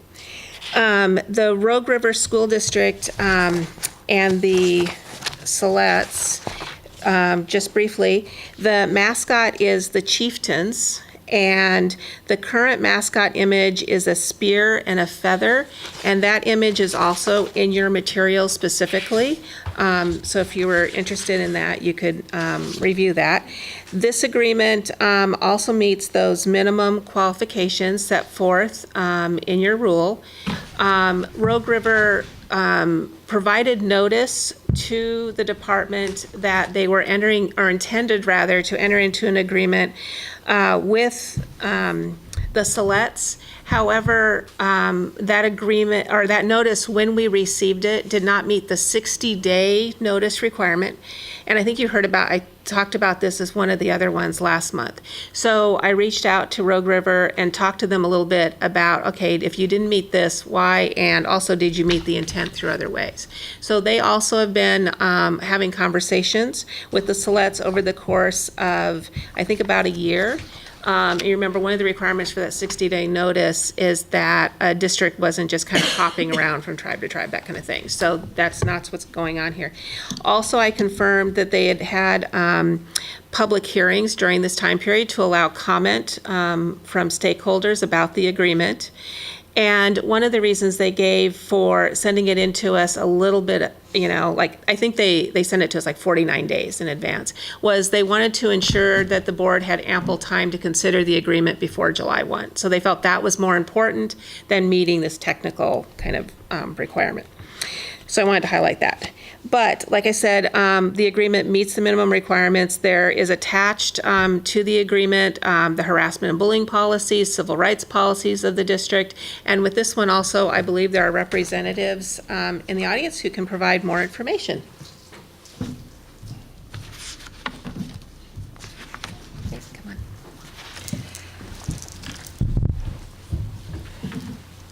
Good morning again.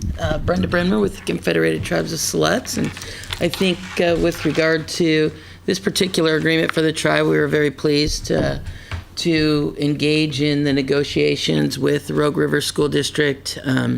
They have a rich history within their district of teaching their students about Native culture. So we're really looking forward to refining that specifically to the Siletz tribe. And we're really pleased to be in the agreement. Thank you. I'm Paul Young, Superintendent for the Rogue River School District. And I just want to state that for us, our focus has been a lot more on building relationships than anything else. Brenda has been down and brought people and visited multiple times. And we are really looking forward to an opportunity to partner with them. I can say without reservation that my board and my staff are very excited about the possibility of having the support of Brenda and the tribe ongoing through time. And one of the, I would just say, and I believe this was said last month about one of the other agreements, one of the unique things within this agreement for us, other than the other ones that we have, is that the school district offered a position on their curriculum review board for the tribe to sit in if we choose on curriculum decisions around history and right, and there's that type of also a thing, representative position Yes. where you can come and talk to us anytime that you feel that anyone has not used our representations properly. Correct. How many of the agreements so far have that element? Because it's definitely we had that proposed last month, and I know it's appeared in some of these. Yeah, the state board's minimum requirements is that there is a complaint process sort of in place. Right. And most of the agreements or all of the agreements are reflecting that there's an ability for the tribe and the district to talk to each other when a complaint arises and a way of resolving the complaint. So that's why you're seeing that, coming through in the agreements. But what about sort of the sort of direct role connection between tribal representative and the operations of the district? Because I think that's accompanied other. Yeah, you mean that's in terms of involvement in curriculum and things. Yeah, because for example, the minimum was to to incorporate Native American history and culture into the curriculum of the district. But you're correct. I think every single agreement has taken that further than the minimum. And what I mean, like, we're seeing that, so now under the agreements, there's a Native American tribal representative on, for example, the curriculum committee, at the district, which was not required, for example. We're seeing like different connections. I think you heard last month that there's going to be professional development for teachers, for example, that the tribe is furnishing. That also wasn't required, but it's good. So yeah, we're definitely seeing some themes, but and I think I can say this, every single agreement went beyond the minimums required in various ways. And this is no exception to that. Seems so. There's no, there's no sort of formal monitoring process other than the nature of the agreement between the tribes and the district. But it also seems like there's a really valuable opportunity here, not just for Oregon, but probably for elsewhere too, to get past the debate of mascot, no mascot, which is, of course, this really complicated, hot positional view, but to sort of understand this sort of what is the broader context we're trying to achieve. And I think in some of these agreements, it's been so clear that there's a lot more going on than sort of a superficial discussion about to have a mascot or not have a mascot. And it would be really interesting to see if those agreements are actually leading to kinds of changes. I mean, we've gotten some anecdotal evidence that just the conversation has, but does it lead to real changes in terms of what's going on for Native American students in those districts, for the tribe's connection to those districts, the influence that should be there already in terms of how schools function? I think it would be really interesting to try to understand that. So I know there's no sort of formal monitoring, but I think it's an amazingly important question that Oregon could shape a broader narrative around. That would be interesting to do. It's probably it would be a great like a research project for a student or something like this, or maybe a collaboration with tribes to sort of understand what could we learn about this that might be transported across other states that are struggling, I think, with this kind of issue. Other comments, questions, George? Just I want to, on the agreement, is there is the renewal piece about the effective date and renewal every 5 years and so forth, but there's also a part about under acceptable uses of mascot, section A, and you talk about the ways that the mascot can be used, and those are listed fairly specifically as a sports mascot, on sports equipment, et cetera, et cetera, et cetera. And then there's a sentence following that says the district may approach the tribe to amend this agreement to include additional acceptable uses not listed here. And I just may have missed it. Is there a part that talks about the process for amending in the contract? Well, I think I can speak to that. Like I said, our concentration as we've gone through this has really been about building the relationship and trying to build something. Both Brenda and I have talked about building something that will outlast us and will continue into the future.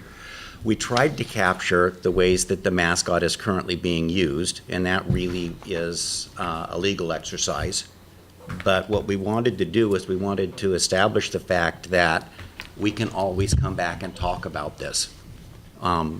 It has to be something that Brenda agrees to before we could add anything, or that the tribe agrees to if Brenda's no longer the representative. But frankly, we weren't really trying to think of every possible way that mascot could be used. We were thinking more, how can we build a relationship that's flexible in the future? And what you said is what I think was intended. I'm just not sure that the language says that. And that because it sounded like, I mean, what you said is that it would not be amended without the consent of the tribe. Oh, yeah, I didn't understand that it even possibly could be. Yeah. No. Yeah, I can clarify that. This is a contract between two governmental bodies, so to be able to amend it, both would have to agree. And my recollection also is in the state board rule, if they were to amend, that amendment would have to come back before the board as well. Yeah, so they could not unilaterally amend the agreement, either party. Okay. Other questions?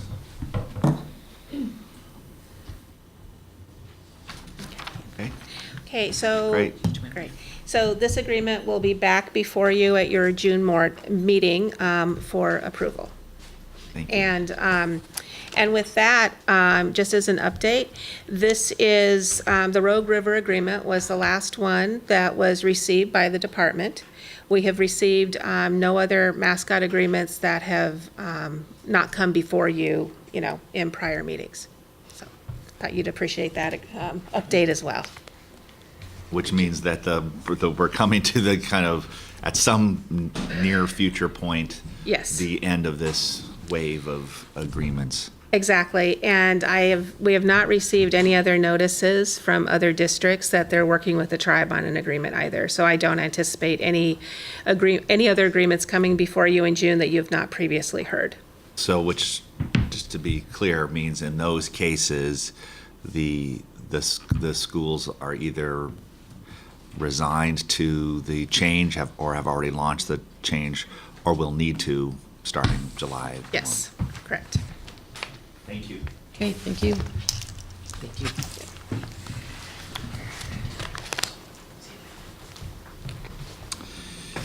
Okay, Eagle Charter School contract renewal. Joined by Kate, and Cindy gets to keep her seat warm. I do. All right. I'm gonna. Good morning. It's still morning. For the record, my name is Kate Pattison. I am the charter school specialist at the Oregon Department of Education. And today we have before you the first draft of a charter contract for the Eagle Charter School, as well as the draft performance framework that would be included with that contract. So a little bit of background. We came before the board in January and then again in February or March, asking for the renewal of the Eagle Charter School, and that was approved by the board. And so then the law requires that we take steps to negotiate a charter contract. The state board, you all had urged us to find a way to do a 3-year charter contract term with the Eagle School, particularly the conversation centered around the academic performance of the school. Eagle Charter School is a K-5 school located in the Salem-Keizer School District. It's small. Its total population for kindergarten through 5th grade is 144 students max. They usually have about 140 students. Of those students, that means only 3rd, 4th, and 5th graders are assessed on the state assessments.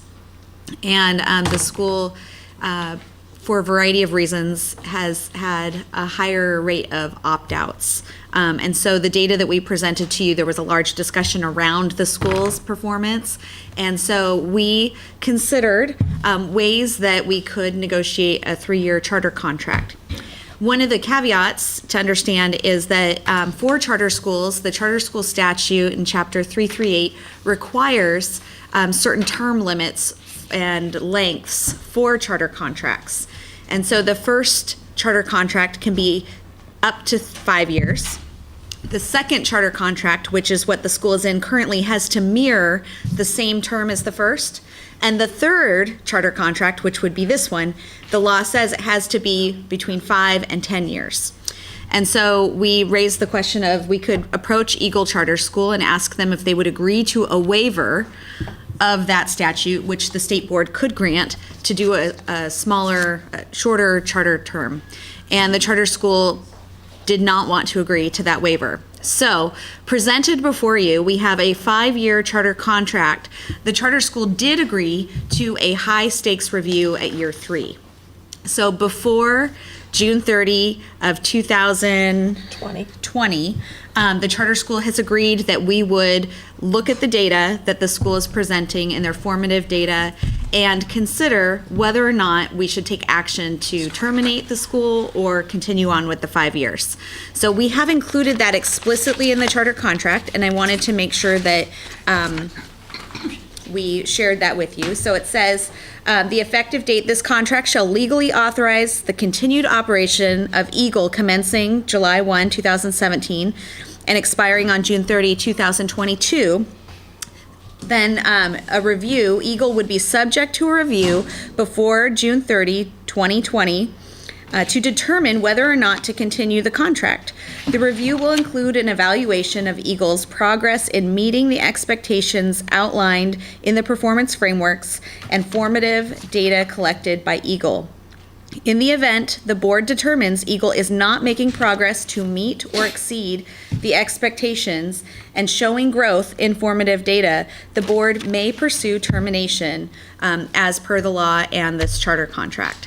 So that's very clear to the school, and the school has also made some strong commitment to the board and to its students around taking steps to do the necessary improvements so that they are able to present data to you that would show that they're making growth and meeting and exceeding expectations. One of the things we also talked about with the school is how are we going to look at data and how are we going to talk about the school's performance in comparison compared to other schools. And so I've been working with staff at the department who are experts in that on how we can put together a group of comparison schools. And so what I want to share with you, we will bring this back at the second reading. We are proposing to come up with a cohort of schools that would be identified, that would be 10 to 20 schools, that once identified, those would be the schools for the next 5 years that we would compare Eagle to. And there would be 4 categories of schools. The first would be like demographics. So schools that share similar demographics, including economically disadvantaged, English language learner, mobility, special education, and underserved race and ethnicity. So that's the first category of like schools. The second category of schools would be school choice, so other charter schools. So we would compare Eagle to other schools in the state and in Salem-Keizer that are also schools of choice. We would also look at some neighborhood schools being part of that. That was the big piece that we debated last time. And so in looking at neighborhood schools, we're not just going to choose any school, but also a neighborhood school that has somewhat comparable demographics, but also to consider where would these students otherwise attend? And then looking at schools with a similar prior year academic challenge. So we would include at least one, if not a couple, schools in this cohort that had similar academic challenge or performance in the prior year, so that hopefully we would see a similar kind of growth with those schools. These schools would be grouped together, and we can compare Eagle's students to the average of these schools and their student performance. We can also do some rankings to see how this school compares, comparable school to school. And there's a lot of different things that we can do in order to graphically show the performance of the school academically, similar to that you were able to see with the English language learner improvement rules related to House Bill 3499. So I'm very excited about this, hopeful. We're looking forward to getting this number put together and start to track a real accurate way of comparing Eagle's academic performance to other schools. And that would be then incorporated into the performance framework as the comparison. So we would expect that the school would meet state standards. And then as we drill down into some of those other indicators, we might change the language of the performance framework to say as compared to other, the cohort of like schools. So that is what is before you today. The charter contract does not have really substantial changes as to those other charter contracts you've seen before you in the last few years. There are parties here today from the Eagle Charter School, including the administrator, their school improvement coach, legal counsel, who have all been involved in this process. And we're encouraged by the level of commitment that the school has made in developing plans that are consistent with the same plans that we are using with other public schools in the state to do the kind of improvement work that's necessary here. If there's anything else. I don't think so. This is a first reading on this contract. It would be back before you next month for approval. Mm-hmm. That's it. Yeah. Let me ask a question I had raised with Cindy in our discussion of the agenda, but I wanted to raise it with the whole board. And it sounds like this is a question that's come up with the school as it relates to some of the metric discussions. I had mentioned that one of our issues always, and I think it's been particularly true with the Eagle as we sort of looked at the performance data, is like, well, what's the right benchmark? I mean, we say meeting or exceeding in comparison to what will in this case be a much more sophisticated set of comparators, which is I just want to laud that work. It's been part of our discussion all along the way with this. It's like, what is the right group? And this is a pretty sophisticated way. So I appreciate OD, but I also really appreciate the school for engaging in sort of a real thoughtful process of like, what do we want? How do we want to think about our comparator data? But yet we still continue to set the benchmark at this meeting or exceeding. And what I was thinking about is when we think about state-sponsored charter schools, we often think past meet, because if they're simply doing what other schools are doing, then why are they a charter? Like, what is the additional thing that justifies the investments that we make in them if they're simply as good as their neighborhood, as any regular school or neighborhood school if they happen to be close by? And so I think we look at things like innovation, and I kind of feel like the metrics are either, it's sort of one or the other. It's either like exceeding on a performance set of measures, like the ones we're collecting here, or meeting and doing something novel, which is the instructional design. Maybe the kinds of skills or civic engagement things that occur for students because they're in the school. They're outside of maybe the normal, achievement metrics that we might collect, but the school is doing something that's really important, that's giving maybe a skill set that they could not find elsewhere. And I know our charter schools feel that that's probably why they're doing what they're doing, but I'm kind of wondering how we would appraise that, because I kind of feel like meeting just by looking at the performance metrics sets the bar in a strange place for charter schools, and it seems like they'd want to be able to tell the story if they've met relative to the comparators about what else they contribute. So I raised that question with Cindy, and we had a little bit of conversation with it, but I wanted to raise that with the board and particularly with the school listening and hear about like what would some of that be, what would we be looking for if we wanted the school to be able to tell their story under the conditions where they've met on performance metrics, but also have a bigger story to tell. And by the way, they tell the story anecdotally anyway in our regular presentations. But it's, I thought it might be useful to sort of raise that issue. Did you have some thoughts about that, Salam? I don't know how you've thought about this. I really, thank you, Mr. Chair. I really appreciate the way you framed that, because quite often what I find myself wondering about, especially with the 4 charter schools that are sponsored by the board, is to really ask the question, what's different? What is really the benefit of this sponsorship? Not just to the school, but also to the board and to us as a state.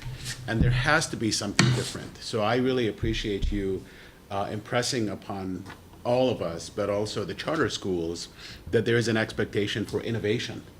And innovation is not just in results, but also in other performance indicators, which is the design of the school, the design of the curriculum, and as you clearly mentioned, the experiences that students are having and are engaged in relative to this particular school. Otherwise, these schools are similar to every other school in the district in which they reside. And then it begs the question, is there benefit that they can reap from being with their school district that they're a part of? So I think it's really important to keep asking those questions, and it puts more burden on those schools. It raises the expectations. But I also believe that's what comes with State Board of Education sponsorship. And I think it's really important to keep reminding ourselves of that and engaging in this conversation. Thank you. Yeah, it's also, in my head, it's like there's two performance outcomes. It's like meeting with the data, right, plus the innovation. Yeah. Or honestly, exceeding with the data, which is sufficient evidence that they're doing something unique.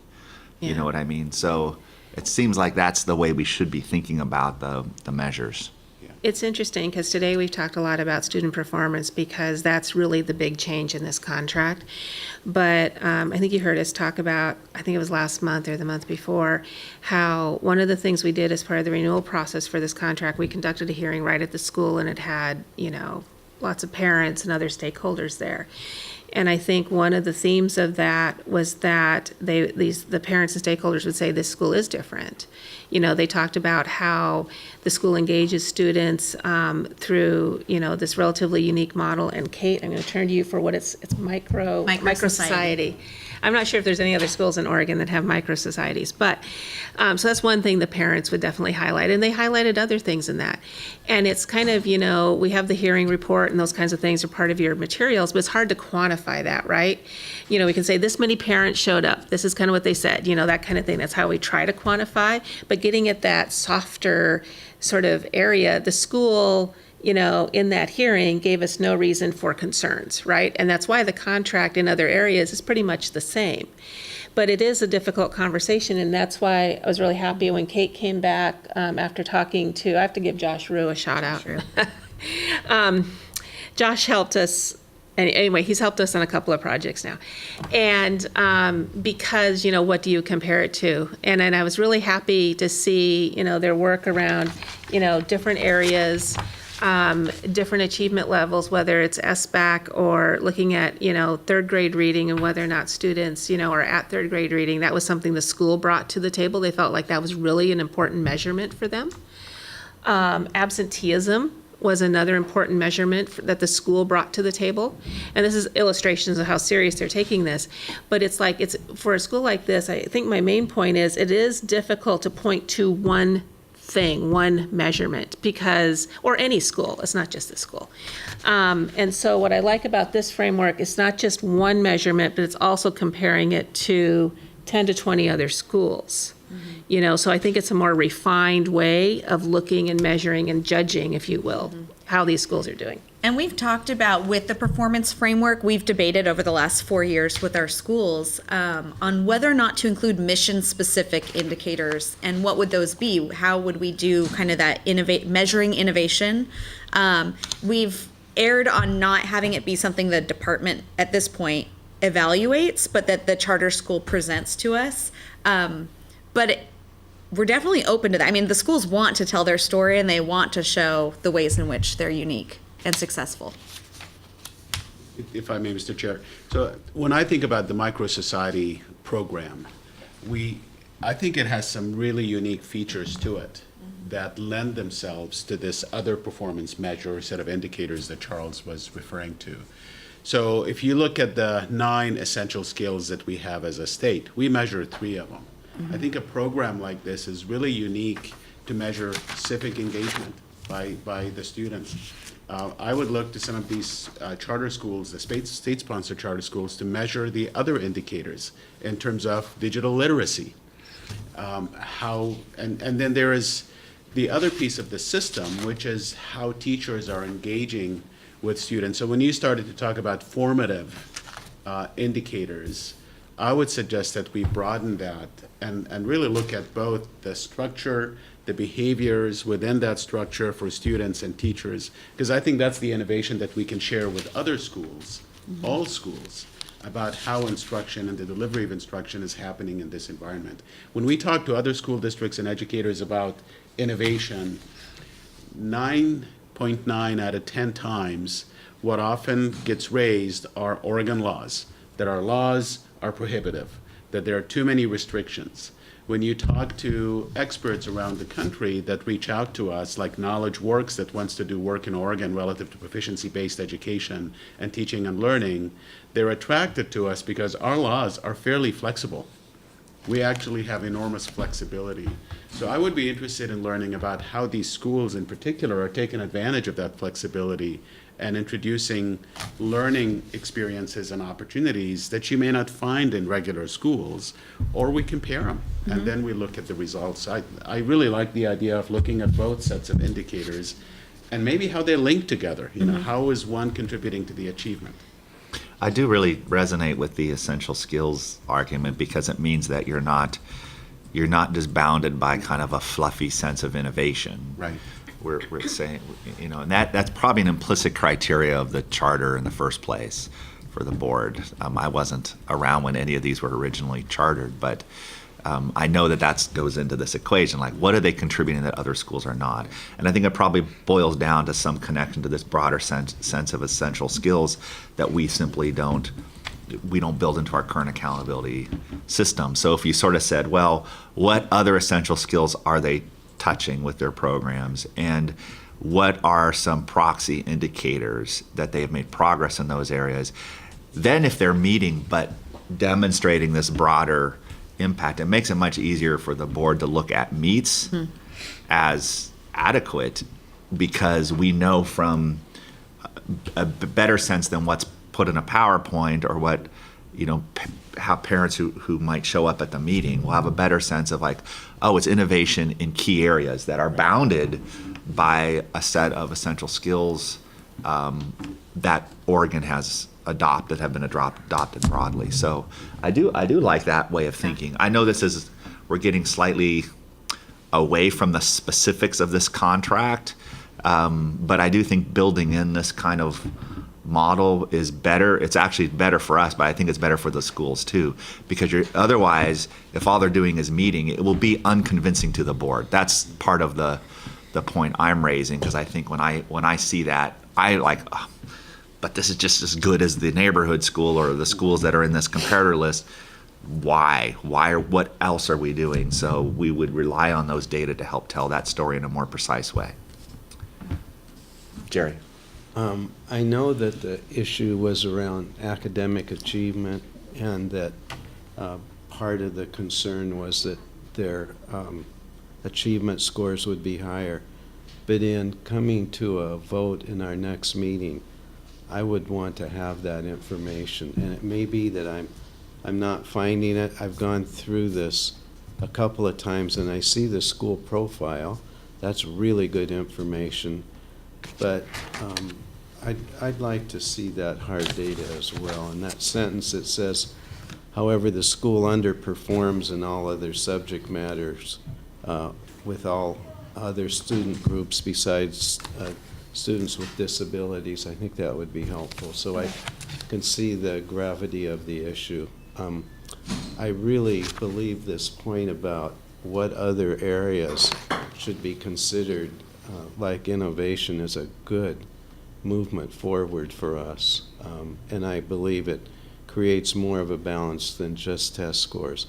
But because academic achievement is, when it's all said and done, what it's all about, that's really what I want to look in a little bit more detail to be more informed. Thanks. Thank you. Any other questions or comments? Okay, great. Thank you very much. We're a little bit of ahead of schedule. Don't be too shocked.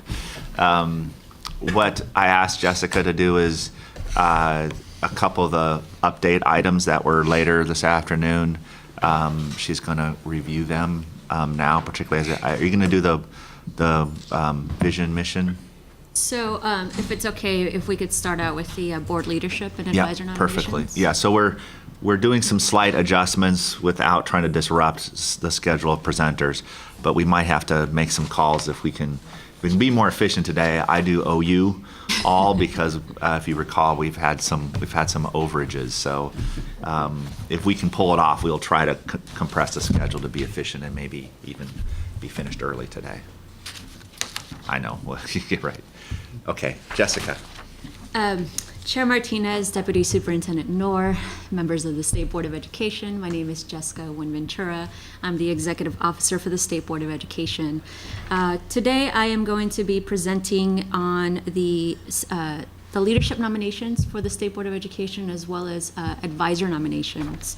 I'm going to go ahead and start with your leadership nominations. So a little bit of background. The State Board of Education Procedures and Policy Manual states in policy number 101 that each year the board will elect a chair, a vice chair, and a second vice chair. The board is also to create a committee of 2 to 3 board members to nominate that leadership, the leadership for the Board of Education.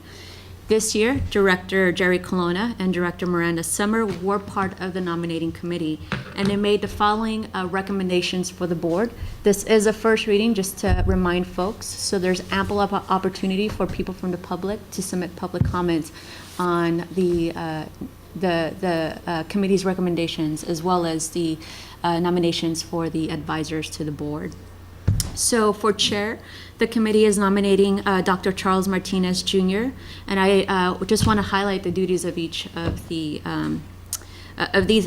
positions, just because the public hasn't really heard about those. So the chair is to set the agenda, preside at meetings, ensure fairness and impartiality, the chair also enforces the Parliamentary Procedures, acts as the primary spokesperson to the press on behalf of the board, performs other duties as directed by law or by action of the board. The chair also can name members can name board members to subcommittees created by the board, and also name liaisons unless a majority of the board votes otherwise. The chair also serves as an ex officio board member on other subcommittees, and the chair can also call any special meetings that are not adopted on the official calendar. For vice chair, the committee is nominating Anthony Valise as vice chair. The duties of the vice chair include to preside at meetings in the event of an absence of the chair, and performs other duties as directed by the chair or the vote of the board. For the second vice chair, the committee is nominating Kimberly Howard. Duties of the second vice chair include presiding at the meetings in the event of the absence of the chair or the vice chair, and it performs other duties as directed by the chair or the Board of Education. And I did attach Policy 101 to your docket so you can review that, but I want to give the opportunity to Director Colonna and Director Summer to talk a little, if they want to say anything about their nominations. Sorry to put you on the spot. So we've had a really interesting year with our current leadership, and in our discussions, I think we just felt like we wanted to give them the opportunity to continue to expand upon the work they've already been doing, and also add a fresh new voice in Kimberly, and thank God a second vice chair, just in case these two jokers can't make it. So, anything you'd like to say? Yes, I was really interested that everybody who had an opportunity to show an interest in one of the leadership positions did so. And so we wanted everybody with an interest moving forward, and we're very thankful that Kimberly has decided to take on a leadership role, and we are very happy that our two leaders who have done such a great job were willing to move forward again with us. I think it's a powerful team. I think it's going to represent us really well, and I'm glad that everybody who had an interest was able to have that interest fulfilled. Thank you. I welcome any questions. Not, I will move on to the advisor nominations. So the State Board of Education Procedures and Policy Manual also states in Policy 102 that each year the Board of Education may elect to have board advisors. Advisors will serve a one-year term from July 1 through June 30th, and advisors may serve more than a single term and be re-elected, re-nominated for consecutive terms. There's actually no limits on that. Advisors receive all the materials that board members receive, and their duties are primarily to advise the board on policy discussions. The Procedures and Policy Manual calls for nominations of 4 particular advisors. That's the K through 12 administrator, the K through 12 teacher, the K through 12 student, and an early learning advisor. Policy number 102 also provides a clear process for accepting nominations. For the K through 12 administrator, up to 3 nominations from the Confederation of School Administrators, COSA, are to submit nominations to the board. And then the executive committee formally recommends that to the full board. This year, COSA resubmitted and is asking the board to reappoint Don Grotting, superintendent from the Beaverton School District. For the K through 12 teacher, up to 3 nominations for the Oregon Education Association will be submitted to the board, and then that is being formally put in front of the board by the executive committee. This year, OEA only submitted 1, and I apologize, but I don't have any additional information on the name that they submitted. So I will be working with them very closely between now and next month to get more information or to get them to nominate some more folks. I expressed some concern to Jessica about and she alluded to like 3 nominees, and we don't get 3 nominees. And for me, that's just an issue. because I think it's important for the board to do more than just sort of say yes to one name, but to actually look at geography and diversity of opinion and background and those sorts of things as we vet advisors. So I'm concerned that we've not gotten slates in these advisor recommendations. And I know it's partly it's like who steps up, partly is whatever the process that goes in the recommendations in terms of how the organization structure this, maybe just the numbers of who's willing to do it. I mean, there's a variety of things I suspect that go into it. But I think it's important for the board to actually have some choices in this. So I realize that we have nominees now, and we have one nominee for our superintendent advisor that would be hard competition for anyone to compete with. So, and this is not at all about Dawn. I think it's much more about the sort of process. So my instinct is to press, whether we do it now or in the future, my instinct is to press our organizational partners more strongly about, no, the board really wants a slate, and we want to be able to look at the candidates in order to best match their what they're bringing to what the board is dealing with in the upcoming year or during that term of service. So I just wanted to put that back out there and see if any of you are feeling like I'm feeling with these nominees. I feel like we've had this issue before where we've sort of struggled with some of the advisor positions and have received just one name with a strong push. And I agree with you. I'd prefer that we have some people to select from, so we're certain to have a diversity of opinion amongst our advisors. I think it's very important. So, but I don't know how we reach out and say, please give us more, because it is about interest to some. Well, my proposal would be to, again, I wouldn't want to throw this wrench into the works this second, but I would, if that's the message from the board, Jessica would be taking that message back and basically saying, for future nominations, the board will be prepared that the board will push back if we receive one. We will not process a single nominee because we really want to have some discussion about the characteristics and the challenges that the board is facing. Don? Another thought, Chair Martinez, would be with COSA, we're divided up into different zones, and I think sometimes having somebody come in from, whether it's diversity of ethnicity, but from a different zone, Yes. different piece of geography in the state, so you get some varying opinions. Yeah, and I think that's a danger too of this single source process, because we end up going, oh, we're too represented by one county or one area, and there's always a risk of that, even among board members. And you go, oh, we've got a student advisor from that same place, and now we've got suddenly 4 people in the room from the same school district or the same geographic area. So, right, this would, and how they might consider that diversity in terms of presenting the slate would be up to those partners. So I wouldn't want to be, overly prescriptive, but I think we would sort of become insistent on, if we only receive one, we're just not going to process it. It'd be basically the message. I don't know if that sounds too obnoxious and harsh, and I'm not trying to put pressure, but I am trying to support the board's interest in having, diversity of geography and perspective. Kim? I agree, because what's happened here is COSA has selected the person that will be on the board and is presenting it to us. In this way. Versus us being able to select. So yes, I think I agree it's a problem. It needs to change. Mary? I hear you saying that COSA does the superintendent recommendation. Who does I think I know the answer, but I want to make sure. Is there just one person that nominates the teacher, or?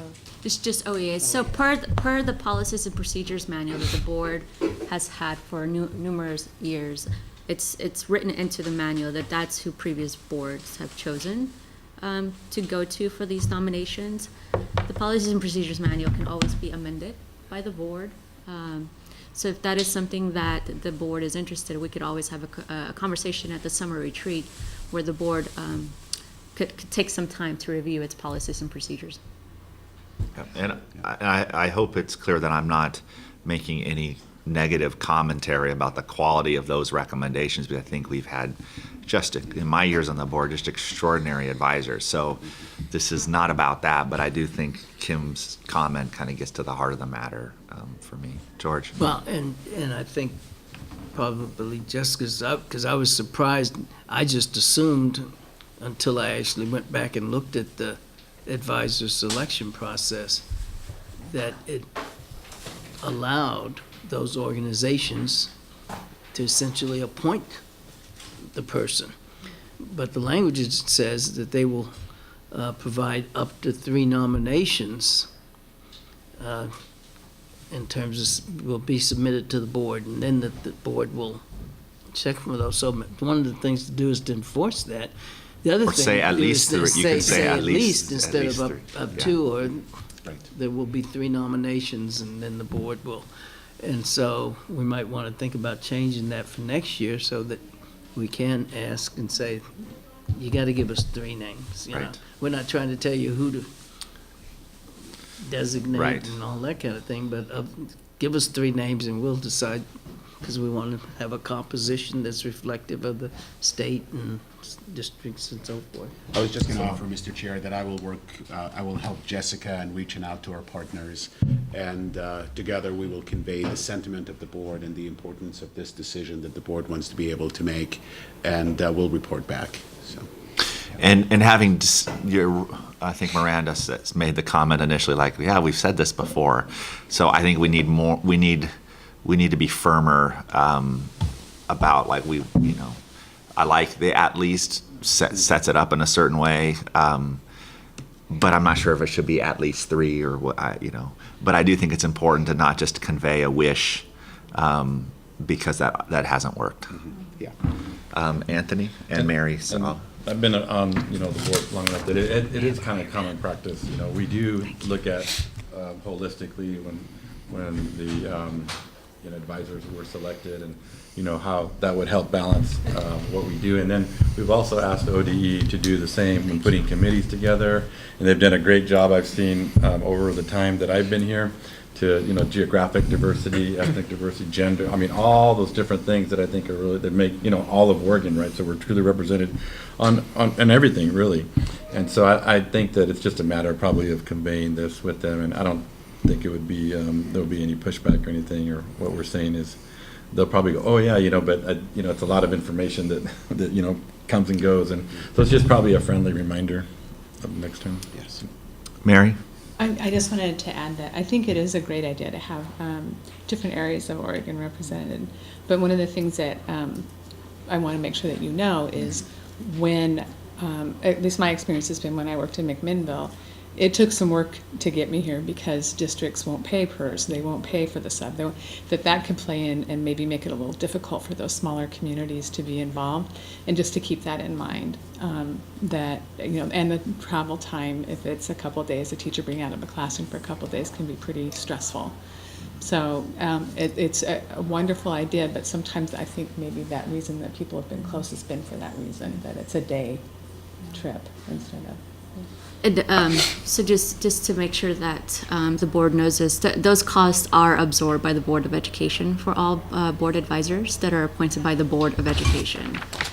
So that includes our student advisors, where mileage is reimbursed, meals are reimbursed, and for the teacher advisors, we work with the districts to cover substitute costs. And I assume that those organizations would be putting names forward only under the conditions where those individuals have sort of agreed to serve if asked. Yes. And I will point out that our student advisor process that Jessica has sort of single-handedly recreated has been completely inspirational, partly because we've done broad outreach and we've had a lot of amazing students, and we're going to hear about that in a second, but that process represents, I think, what we're aspiring to, it's unfortunate that we're not doing it yet fully for the other advisor positions. But I think we've learned what we can do when we're really looking at a broad swath of amazing individuals. It really does give us a lot more room to think about what we need and what voices are missing on the board. So, okay.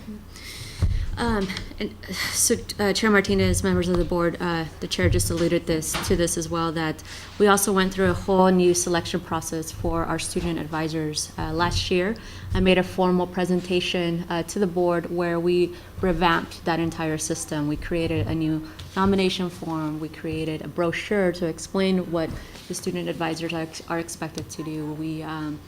We then released all that information to through every single channel that ODE has, as well as through the state board's listserv. And the first round, we received really high qualified candidates, as evident by Anna and Dakota.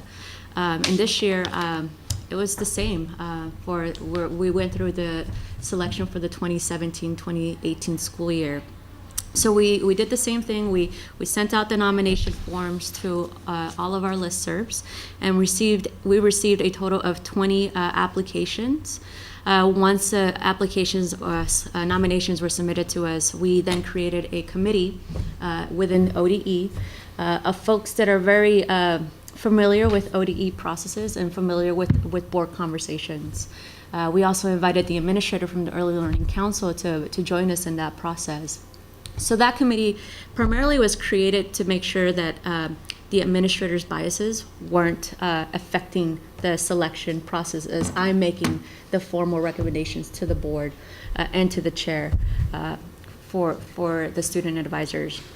So that committee helped me review all applications. I acted primarily as a facilitator during that conversation. Then they made 6 recommendations for me to do follow-up phone interviews.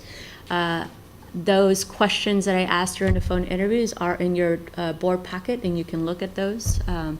Primarily, what I was trying to see is where the students align to the values that the board has been espousing during the last couple of years.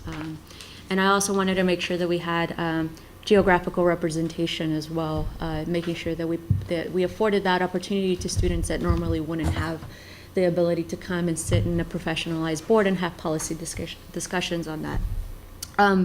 From those phone interviews, I then made the formal recommendation to Chair Martinez and Vice Chair Veliz to nominate Linda Pham. She's from the Bethel School District, and Vladimir Arellano Hernandez, who is from the Woodburn School District.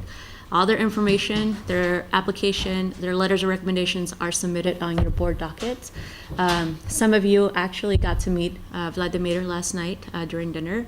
Very excited to have both of these 2 folks possibly join us in the next school year. So with that, I'm going to open it up to questions. I will tell you again, like last year when we brought on Anna and Dakota, it really was an extraordinary group, and I felt just like I did last time, like, oh, how do we say no to any of these amazing people at the end? Remember, we had talked about 1, and then I pitched you back 3, and you pushed back, and we ended up with 2. But I had the same experience in looking at them. So Anthony and I and Jessica have had lots of conversation about that sort of final group, and we're really excited about the new voices. And really appreciative of Dakota and Anna setting the bar so high for students who are come, and in terms of your participation and your comfort with this group, that it really is important. So I'm hoping as we make this decision, there'll be some peer mentorship time with our current students and incoming students.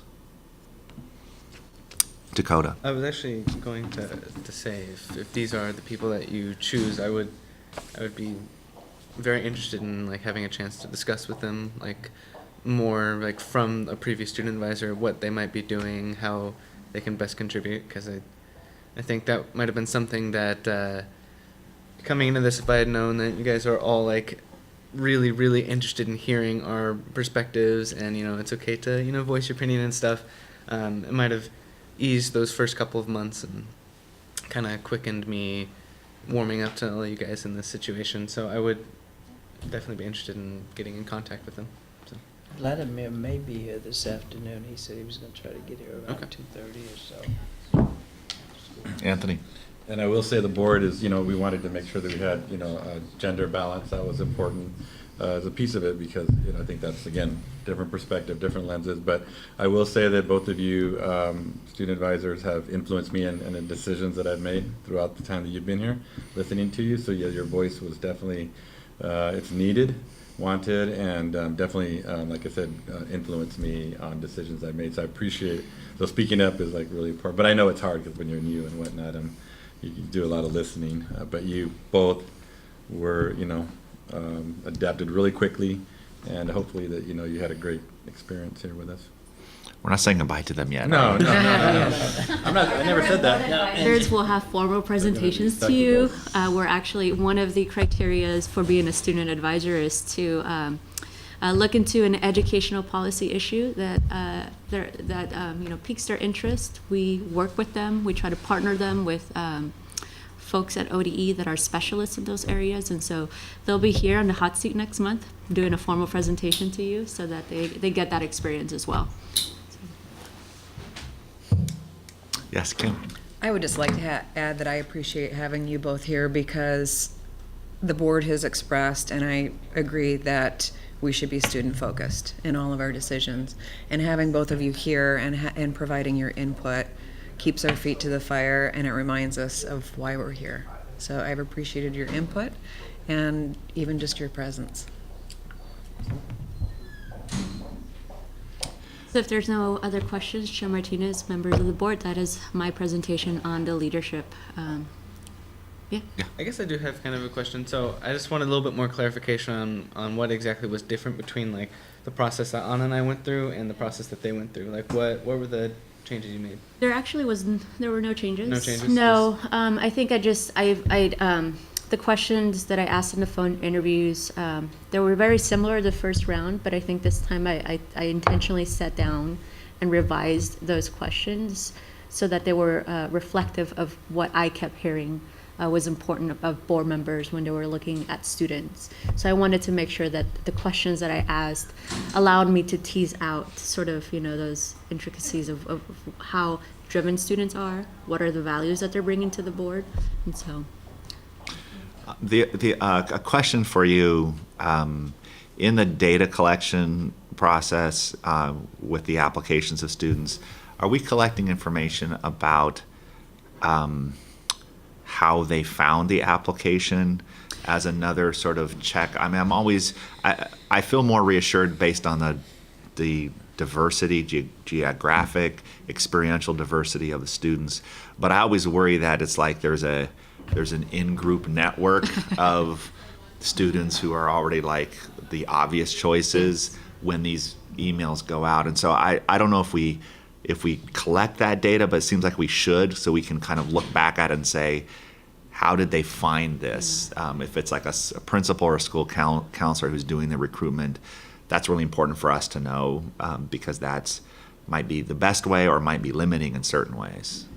So I don't formally collect that information. It's teased out anecdotally, and obviously by the letters of recommendations that we get, folks tend to, kind of explain how folks are nominated to this position.